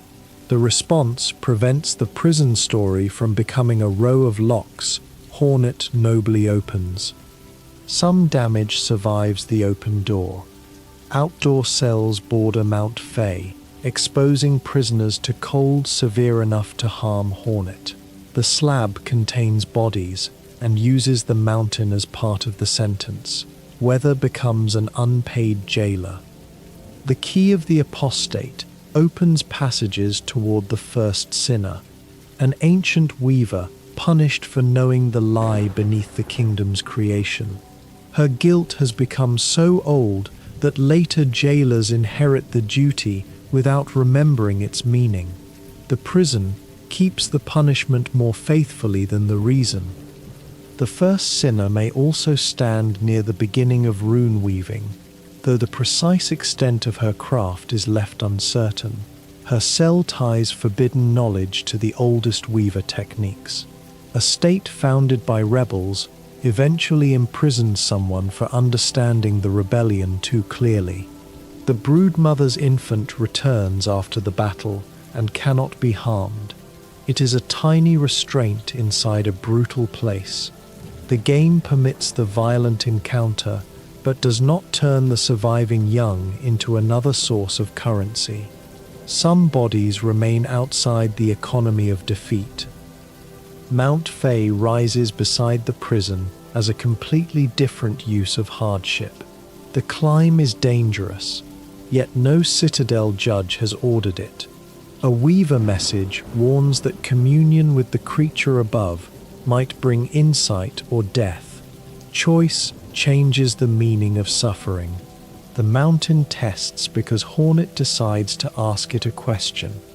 At the summit, the Faefawn must be summoned through its own melody.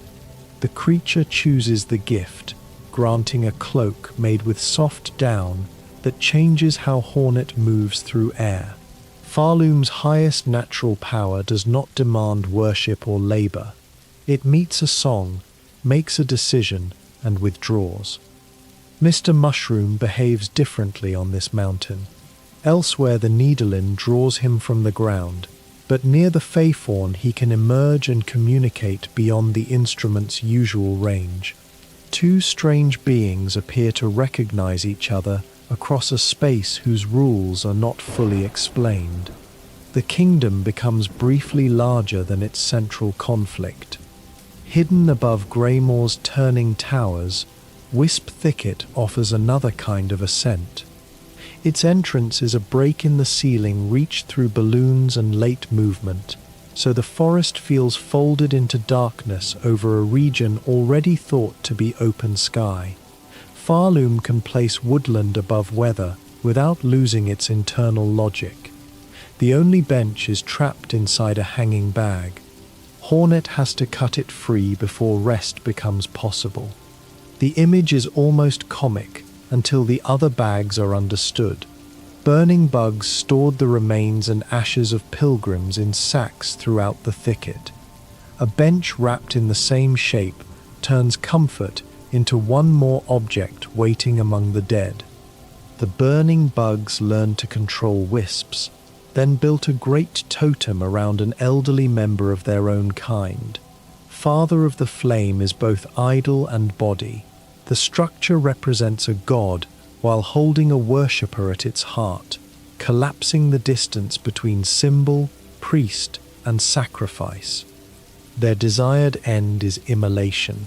Once the totem burns, the remaining followers set themselves alight and continue as wisps in the air. From outside, this looks like extinction. Within their belief, it is arrival. The thicket grows quieter in bodies and fuller in flame. Materials from this hidden faith can be used to make Pimpillo, a pouch of volatile substances. The object carries a practical trace of the cult beyond its forest. A tool thrown during battle contains the same dangerous warmth the burning bugs treated as divinity. A concealed route near the boss leads toward underworks. That connection brings flame worship close to industrial labor. Ashes of pilgrims and exhausted workers occupy neighboring layers, two very different systems turning bodies into useful residue. On the opposite edge of Pharloom, the sands of Karak preserve another vanished water. Coral Tower once fed a clear river through a thriving land. The present storm is not the region's identity. It is what remained when the water stopped. Every coral branch scraping through sand remembers growth under a current. Crust tree pearls create platforms that last only a short time. Hornet strikes one, and a bridge, wall, or spiked growth rapidly forms before crumbling away. Traversal copies the lost ecosystem in miniature. Life appears, offers shape, and is erased by the same dry world that killed the river. The Order of Karak once held enormous territory under Crust King Khan. Inside Coral Tower, members of the Order have hardened into husks. Their armor and bodies are difficult to distinguish from the crust around them, as though the kingdom's proudest material finally absorbed its rulers. Species once common around the river are now absent from the open sands. Kais, humus, and crust crawlers survive mainly through records and the citadel's distorted preservation. The memoriam's crust crags are enlarged echoes of one extinct branch, meaning the artificial exhibit may hold the last living shape of something the city helped erase. Sand carvers hide in the loose pools that replaced water. Their movement resembles swimming through a different medium. The fauna adapted by treating sand as sea, so the dry landscape still behaves like an ocean in hostile disguise. At Coral Tower, a tablet remembers the ruler being born at the water's source. Kingship and river were once one story. When the river failed, political memory dried with it. Khan's order did not simply lose a war, it lost the natural process that made its authority imaginable. Pinstress keeps a balloon house near the route into the sands. Rings suspended outside become the only early entry before shortcuts are opened. Her mobile workshop feels appropriate at the border of a civilization erased by fixed monuments. The tower hardened in place. The pinstress survives through travel. The old hearts reveal that these local powers were never minor prefaces to Grandmother Silk. Coral, branch, field, and shell each carried a rhythm of its own. The snail shamans can hear those rhythms through herbs and mossberry fumes. Their practice imagines landscape as a set of heartbeats rather than territory waiting for one monarch. Nilith's pollen heart rests within the shrine fountain. Taking it causes the water to run dry. The cost appears immediately in the room, denying any fantasy that ancient power can be removed without consequence. Hornet gains what the ritual needs. Shellwood loses one of its last visible motions. Carmelita's hunter's heart requires a different loss. The old queen has kept vegetation alive and protected the scar from the haunting. Claiming her heart ends that remaining life, and the caves begin to decline around her. The quest towards saving Pharloom can still wound a people whose own savior had endured for years. Khan's encrusted heart leaves his body to crumble. The hardened king had become almost indistinguishable from the tower, but removing the power within reveals how little of the shell could stand by itself. A ruler who once commanded half a land ends as dust following the departure of one beat. The conjoined heart belongs to the twin rulers of Verdania, born at the same moment and marked to rule together. They defeated Palestag in the old story that proved their right. Their shared heart makes the claim literal. Verdania did not imagine two separate monarchs cooperating. It imagined one rhythm moving through two bodies. One prince gave body and soul to the citadel in hope of protecting the kingdom, becoming the pattern used for the cogwork dancers. The bargain failed. Verdania fell anyway, and the surviving Green Prince eventually reaches the machines carrying his partner's form. Mechanical grace becomes the cruel receipt for a sacrifice the citadel did not honor. When the conjoined heart is taken, the Green Prince dies over that body. Small native plants begin growing around them. The regrowth was refined so that it gathers close to the corpses, making love and landscape return in the same patch. Verdania's first new leaves do not erase grief. They choose it as soil. 4 hearts can be found, but the ritual needs only 3. The unused one may remain in Hornet's bell home, placing an ancient kingdom's pulse on a shelf beside personal mementos.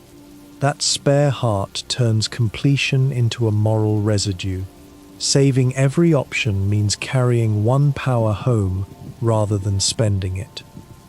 Lost Verdania is entered through the Green Prince's memory, not through ordinary geography.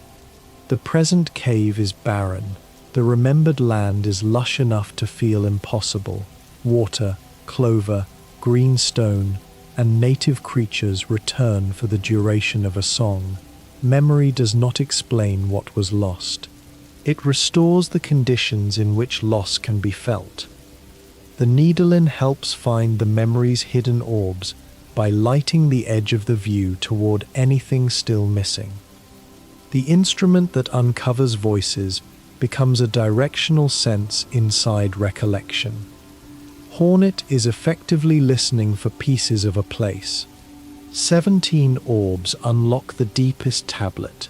Its story describes rulers born together, their love, and a curse attached to the exact beat of their birth. The detail changes the dancers from elegant guardians into a history of intimacy that Pharloom's formal records would have flattened into royal succession. Defeating the Clover Dancers closes Lost Verdania forever.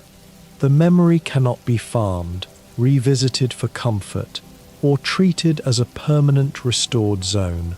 Once the heart is claimed, only the present ruin remains. Some understanding can be gained only by agreeing that the door will close behind it. The memory nearly vanished outside the story as well. Verdania was assembled late from parts of an earlier green region, reworking and flipping spaces that had once occupied another place on the map. A land about survival through memory was itself saved from being cut by becoming a memory. At the crown of the citadel, the cradle arranges silk strands around grandmother silk, like an immense loom. The same material used for healing, tools, lamps, and clothing radiates from a captive body. Every elegant thread in the city can be traced back, in principle, to extraction at the top. The lower rooms contain cages made for weaver descendants. Their records list fractions of blood, distant places of capture, and the number of choristas or envoys lost in each hunt. The bureaucratic language reduces a person to ancestry and cost. Hornet's opening prison was not improvised for one special captive. It belonged to a long collection program. Those cages echo the first image of the journey so closely that reaching the destination reveals the cage's intended shelf. Hornet fell out of a transport before becoming another entry in the cradle. The entire ascent leads to the room where her story was supposed to stop before it began. A ban on Ventrica travel cites injuries and unsanctioned deaths, then declares that a bug who serves must never die. The concern is not tenderness. Death is objectionable when it happens outside the institution's permission. Whitewood, the slab, and the cradle all share this grammar of ownership over endings. White flowers grow before Lace's guard point. They recall the delicate spaces associated with higher beings elsewhere. But here, they sit between cages and the sleeping monarch. Their quiet beauty does not purify the structure. It makes the violence around it harder to dismiss as simple ugliness. The threefold melody must be assembled from conductor, architect, and vault-keeper traditions before the lift will rise.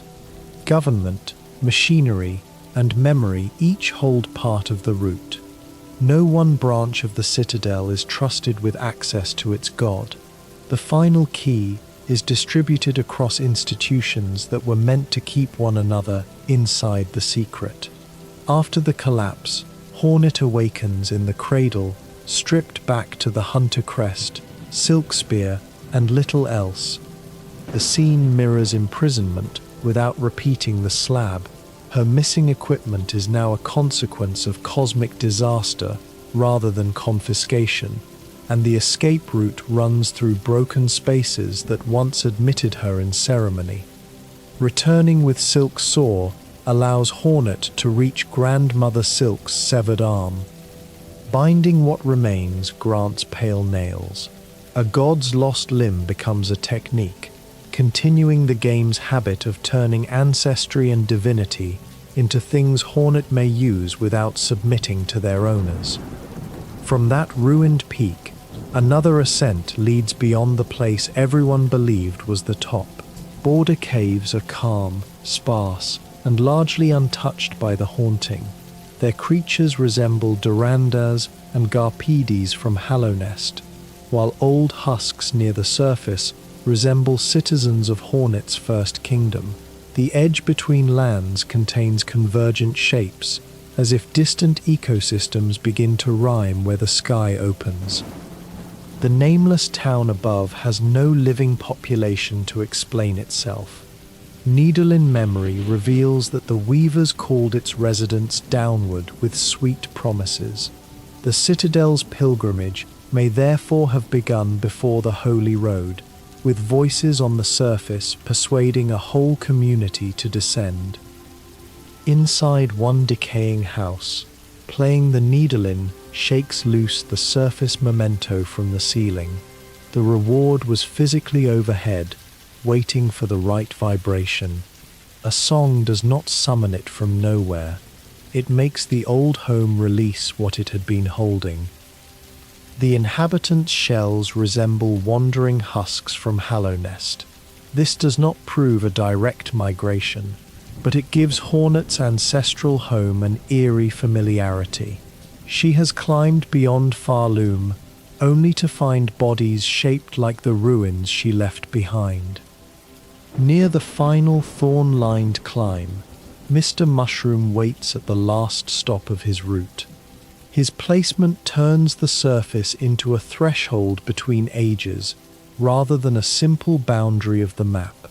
The strangest traveller in both kingdoms has chosen the point where underground history meets open air.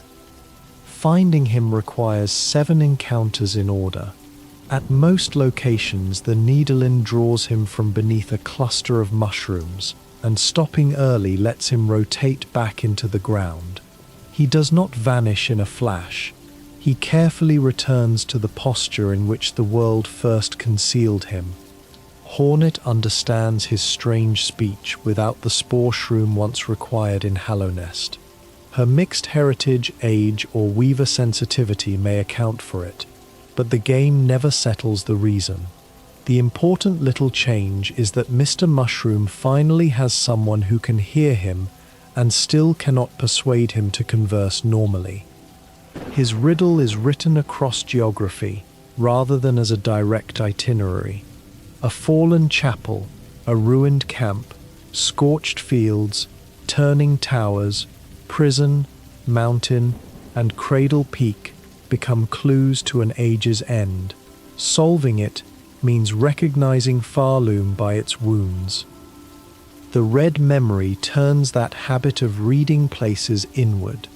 3 old hearts give the snail shamans enough strength to send Hornet through a landscape made from her own past. Deep Nest, the Hive, and the White Palace are not presented as complete maps. They are the routes her mind associates with voices that shaped her. Thread covers each remembered place. It runs over Deep Nest's dark surfaces, through the golden chambers of the Hive, and along the pale architecture of the palace. This common layer binds separate childhoods into one emotional space. Hornet remembers different homes, but Weaver expectation has been laid across all of them. The first whispers ask her to prove herself more Weaver than Worm. They are not coming from a visible teacher. They behave like inherited pressure, praising craft while trying to define which half of her should win. Hera's voice interrupts with a different gift, permission to resist the roles her ancestors have prepared. Hera speaks of being a mother before the mask, and before her eternal duty as a dreamer. The wording places motherhood on the side of the self she fears history may erase.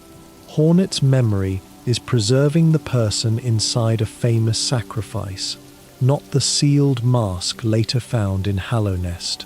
In the Hive, Vesper's lesson explains the speed already present in Hornet's fighting style.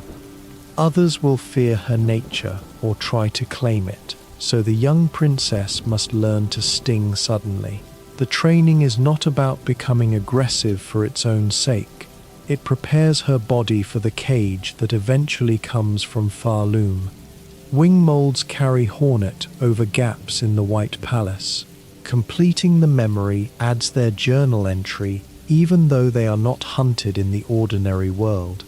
The record comes from recollection. Her journal can catalogue a creature because she remembers its movement beneath her feet.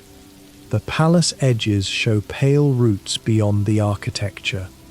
These hints of the White Lady's true nature sit behind royal design, reminding us that the court was built around living higher beings whose bodies never fit neatly inside rooms. Hornet grew up where family and landscape could be the same thing. As she descends toward the White Lady, the heartbeat and Weaver whispers disappear. The final confrontation occurs without the ancestors coaching either side. For a moment, the argument belongs only to Hornet and the figure who helped raise her. The The White Lady expects Hornet to see the royal methods as harsh. Hornet rejects the excuse that cruelty was simply the price of salvation. This exchange gains force from a detail outside the dialogue. The memory's whole route has shown how many adults tried to tell Hornet what survival required. She has reached an age where she can compare their demands. Falling during these remembered platforming passages does not injure her. She returns to the last stable ground. The memory can frighten, test, and expose, but it cannot kill the person remembering it. Silksong uses a rule of movement to distinguish internal danger from physical danger. Ordinary consumables are unavailable inside memories. There is no drinking through the past with flea brew, or solving a childhood route by throwing a current tool at it. Hornet enters with the abilities her present self can carry inward, while objects tied to the outer world remain behind. Playing the needle in anywhere in the red memory can call up lines with no speaker on screen. They name a child born pale and bound, waiting, watching, and being imagined as warrior, princess, or queen. The most natural reading is that Hornet has turned the instrument upon herself. After using it to hear strangers and corpses across Pharloom, she finally becomes the place being listened to. The Everbloom is brought out of this memory, rather than found in Hallownest's present ruins. Its petals protect against void, allowing a living recollection to oppose the force that empties and consumes. The flower is not a souvenir of a perfect childhood. It is something useful, recovered from a difficult one. Hornet's own small reactions throughout Pharloom reveal just as much as the grand memory. Her journal entries are written in a direct, observant voice, but certain creatures break through the discipline. Firms interest her because they look soft enough to touch, although their danger keeps her sensible. A huge flea earns respect for accepting reason. The hunter is quietly delighted by fluff.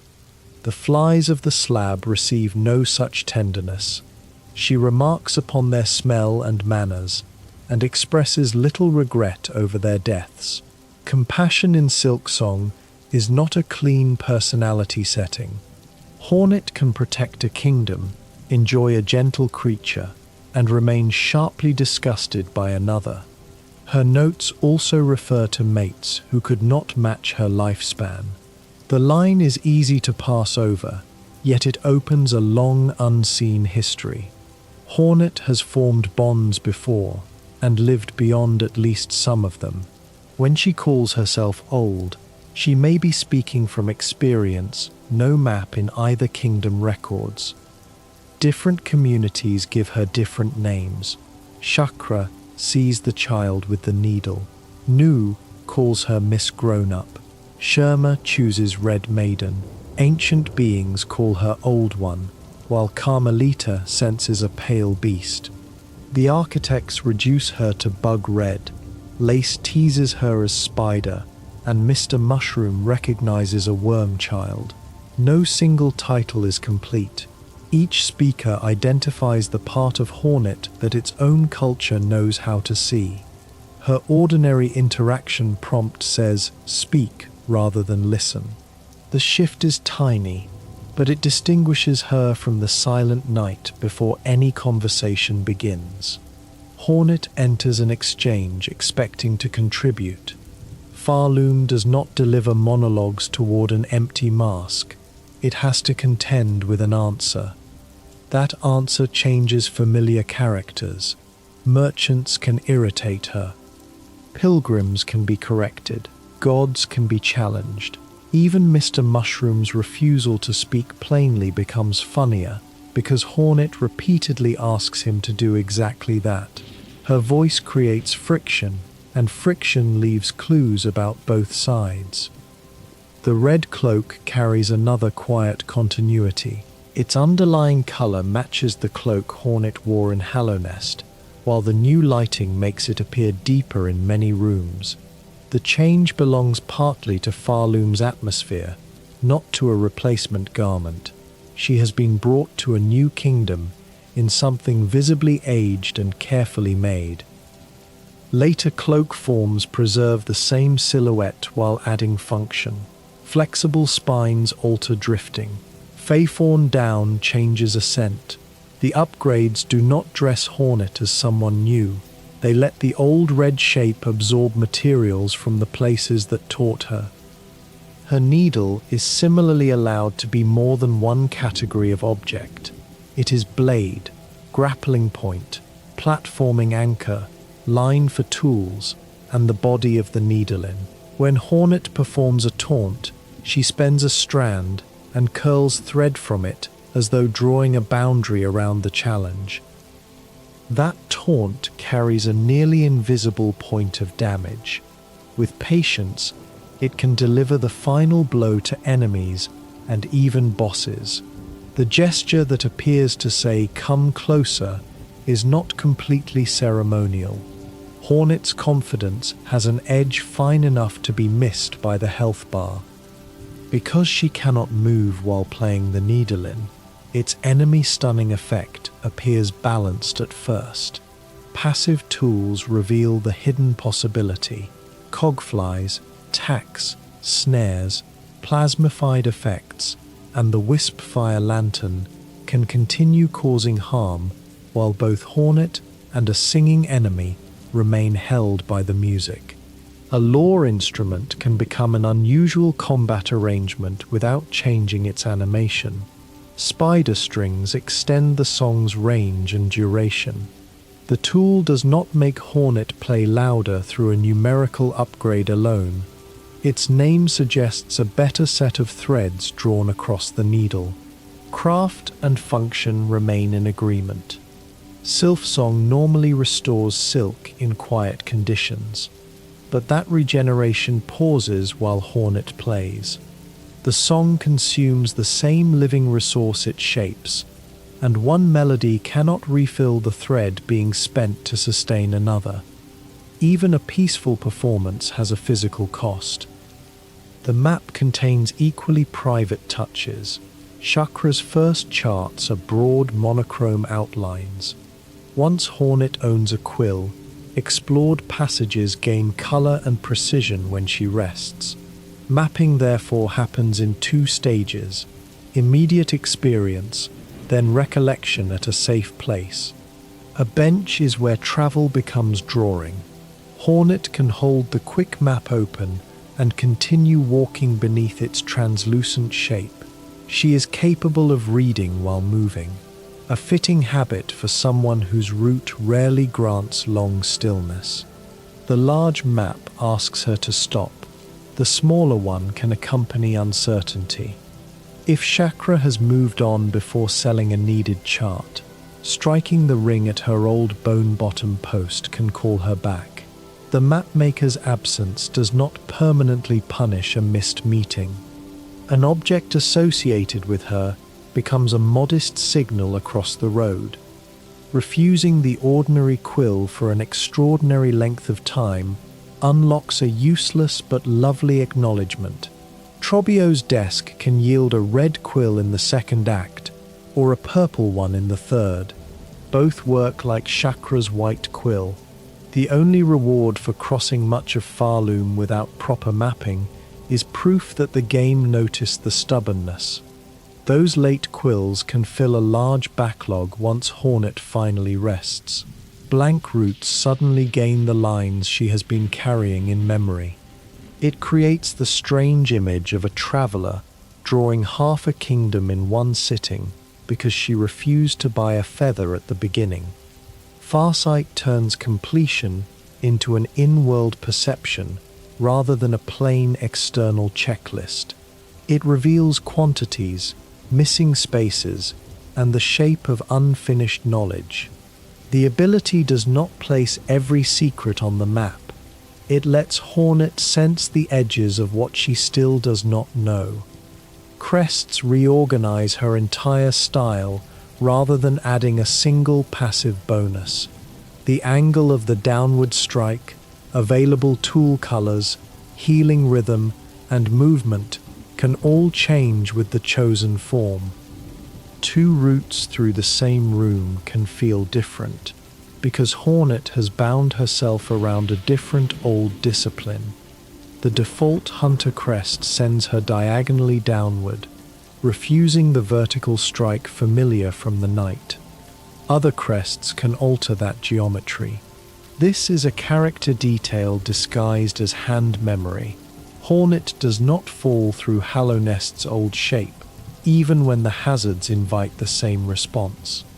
Tools are restored at benches with shell shards, making preparation visible in the quiet between journeys.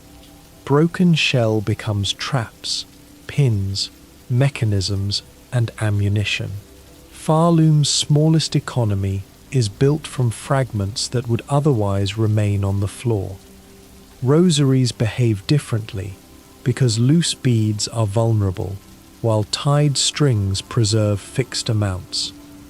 Faith becomes safer when organized. A handful can spill beside a cocoon. A bound string survives as portable value. The physical form of currency teaches its risk before any merchant explains it. Hornet's death leaves a cocoon rather than a shade. The lost rosaries and disabled spool upgrades are wrapped in her own silk, waiting to be cut open. She does not duel a hostile self. Recovery means returning to a small object her body made at the point of failure.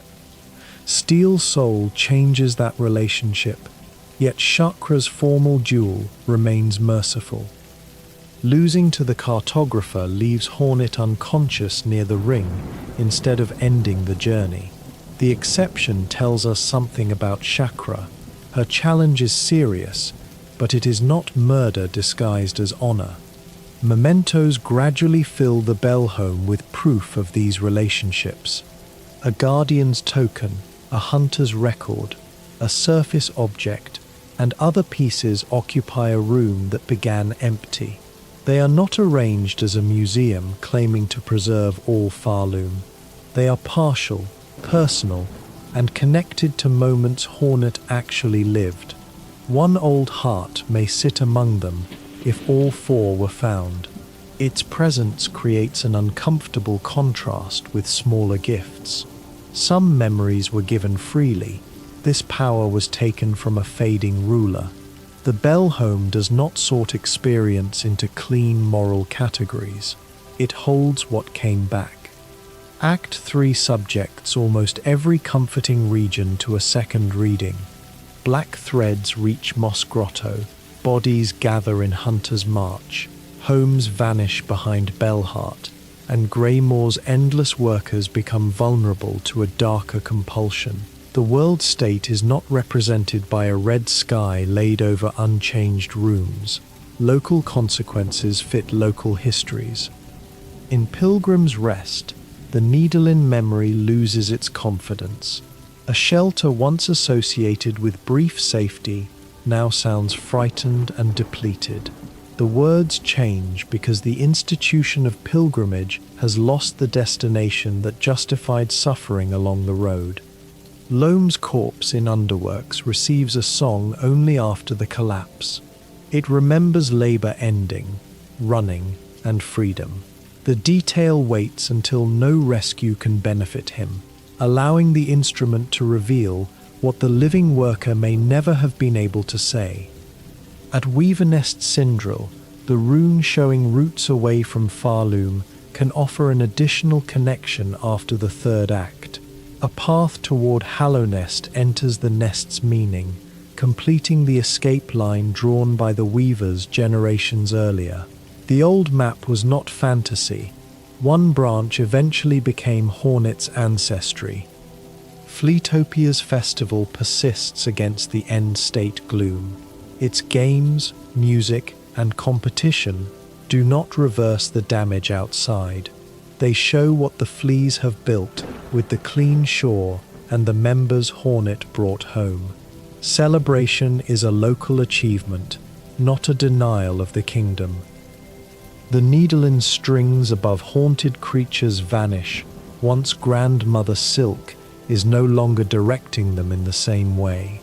A visual clue introduced as hidden truth becomes obsolete when truth changes.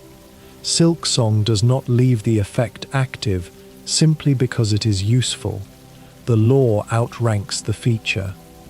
Void-touched silk reacts to the instrument with tendrils, however, preserving the idea that sound still has consequences. Hornet's melody can no longer expose a puppeteer's line, but it can irritate the darkness now tangled through that line. One secret interaction is replaced by another.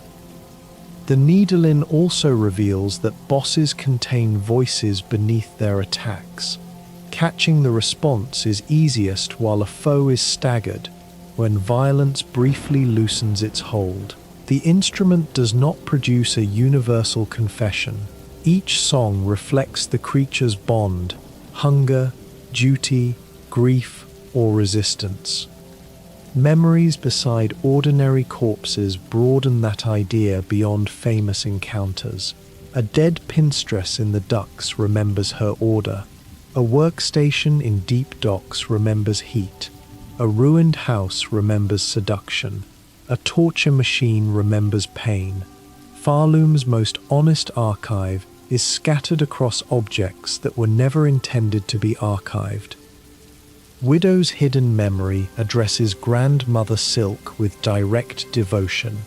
Her loneliness as one of the last weavers makes her return to the old mother more complicated than simple betrayal. The ordinary sequence hides some of this response because the needle-in is bound only after Widow falls. The inaccessible dialogue fits a character whose truth arrives just too late to be heard naturally. At Weaver burial spires, the song calls up fragments about binding, faded memory, and those who come after. These sites do not treat ancestry as a proud, uninterrupted line. They expect forgetting. A message is left because the speaker assumes the next weaver may arrive after almost everything else is gone. The same instrument can wake the watcher at the edge, call the bell beast, lead silk flies, and draw Mr. Mushroom from the soil. None of these beings responds for the same reason. The needle-in is powerful because it enters relationships already present in the world, not because every creature has been assigned one generic music switch. Even enemy singing carries character. Some voices are frightened, some devoted, some tired, and some too altered to answer. Stopping to play in a dangerous room exchanges control for attention. Hornet gives up movement to hear what an attack pattern had concealed. The final Mr. Mushroom encounters turn attention towards cycles larger than Pharloom. Hornet recognizes him from a distant land, and he recognizes the worm in her blood. Their route crosses fallen chapel, camp, field, tower, prison, mountain, and surface, gathering the kingdom's entire vertical history into a wandering conversation that never quite becomes a conversation. When each meeting is complete and the age has been witnessed, his departure does not explain what comes next. That uncertainty suits him. Mr. Mushroom has always treated endings as travel arrangements. A kingdom may collapse, a cap may gather dust, and he simply readjusts. The smallest traveler in the opening deserves a closer look as well. A silk fly lands on Hornet's cage and breaks the rune holding her. No warrior planned the rescue. One glowing insect touches one mark, and the procession meant to deliver Hornet to the cradle collapses into Moss Grotto. Pharloom's entire future turns on a creature later used as a lamp. Silk flies guide her upward from that first cave, gather around Lace when she falls, and drift toward Hornet whenever the needle-in sounds nearby. They hover above her until the playing stops, then scatter. Their attraction makes the melody visible as movement, even when no door or memory responds. Most cogwork bugs are animated by these flies. When a construct breaks, a small light often escapes from the shell. Some machines express confusion about who they are, suggesting that thought may have been written into the fly or into the relationship between fly and metal. The apparent robot has a transformed life glowing inside it. Larger machines require many. Several silk flies leave the fourth chorus, while jars for newly made flies stand in the 12th architect's workshop. The citadel scaled consciousness, like any other industrial supply. A small servant received one light. A towering engine received a swarm. Dead flies can be found inside failed lamps. Once Whitewood's process is understood, a dark lamp becomes more than broken equipment. Someone promised eternal service has reached a second death inside the object that was supposed to preserve it. The fleas leave a gentler trail across the same kingdom. Some snore, some whimper, some bark behind walls, and others wait in silence. Their sounds often reveal a secret before the eye does. Rescue begins by noticing that a room contains one small noise too many. Not every lost flea is sitting in a cage. One is carried by an acnid through wormways. Another has frozen into Mount Fay's ice. Krat is caught in silk. Vogue is stranded above the ducks. And the huge flea lives as a memoriam specimen. The repeated goal never requires the same little story twice. The caravan moves according to how many members return. 5 are enough for Greymore, 12 can bring the camp toward the blasted steppes, and 22 allow settlement at Pale Lake. Rescue changes geography in stages.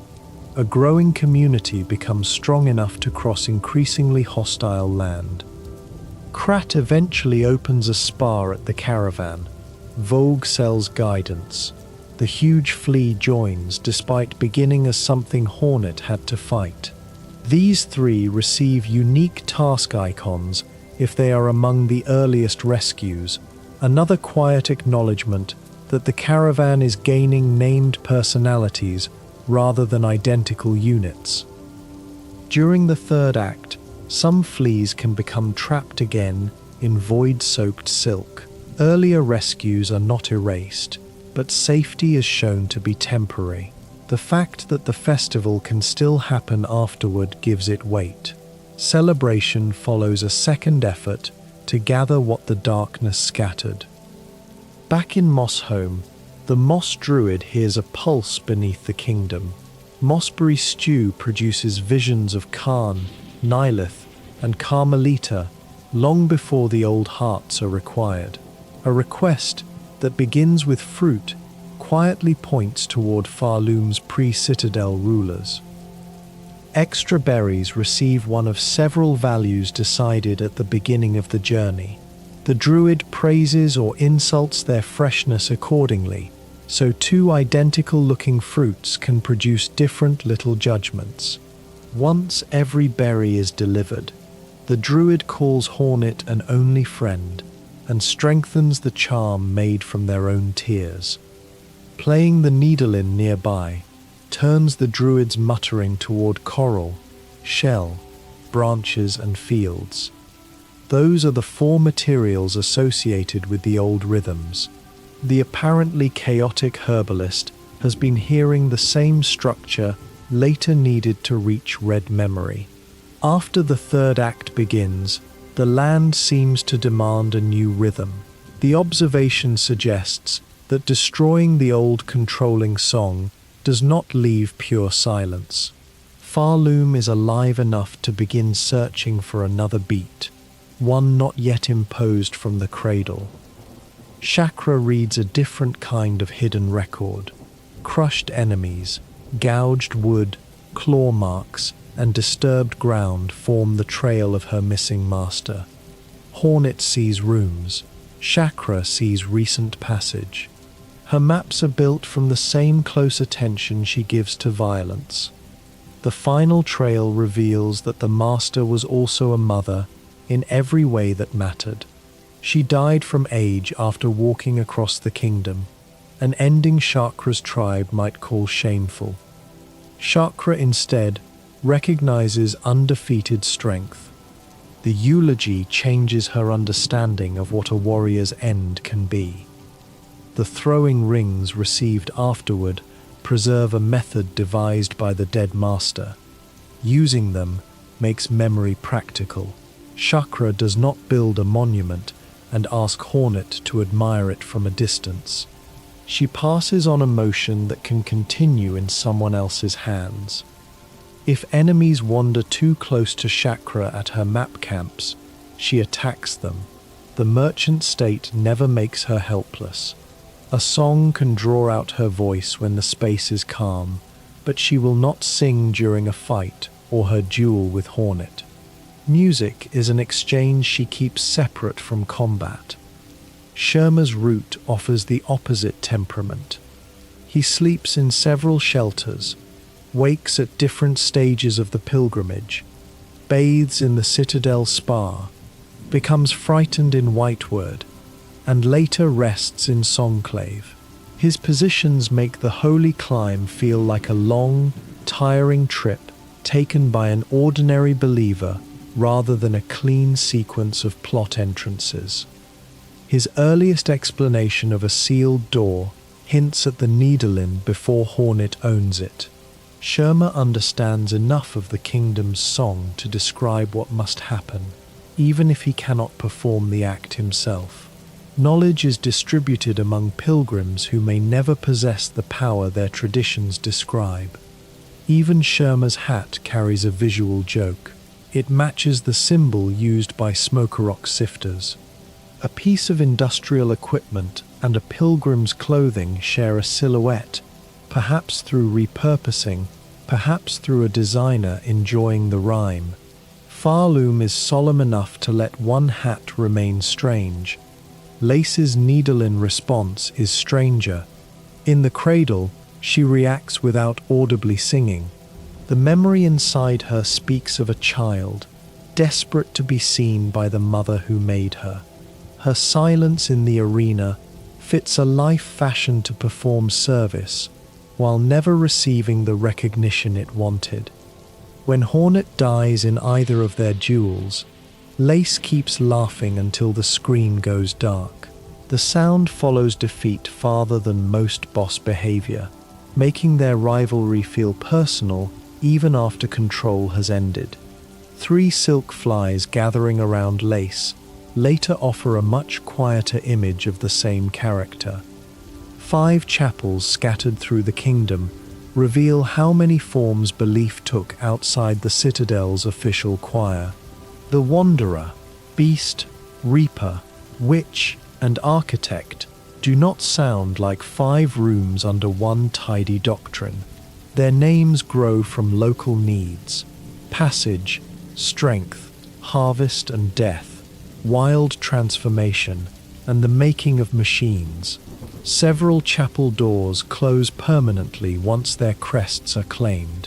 The pattern gives those encounters the gravity of rites instead of repeatable shops. Hornet enters, survives what the old discipline asks, binds its shape, and leaves. The building then removes itself from the ordinary route, as if its remaining purpose departed with her. The Chapel of the Architect contains a corpse room whose needle in memory asks whether design itself can end. That question feels different after the cogwork core. The architects tried to make song, labor, and service continue forever. A dead maker, hidden in a chapel, wonders whether creation knows how to stop. The Chapel of the Witch answers structure with unruly growth, while the Reaper stands among the moor's failed harvest. The Beast belongs close to the scar, where hunting is culture rather than sport.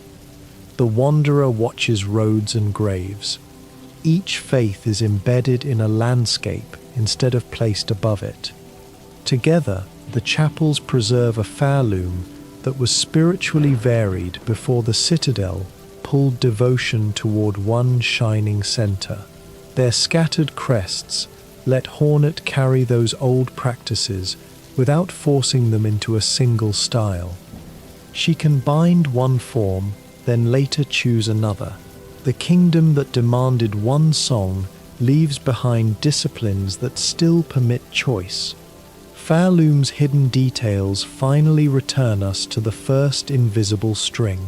At the beginning, it appears to prove that a distant power is moving bodies. By the end, there are many other threads that cannot be reduced to control. The seamstress's pin in a machine, Chakra's temporary bench, a green shoot around two dead princes, a tavern changed by a scarecrow, a map drawn from memory, and a bed from which Hornet refuses to stop studying all connect lives without erasing them. The citadel tried to make every connection serve one song.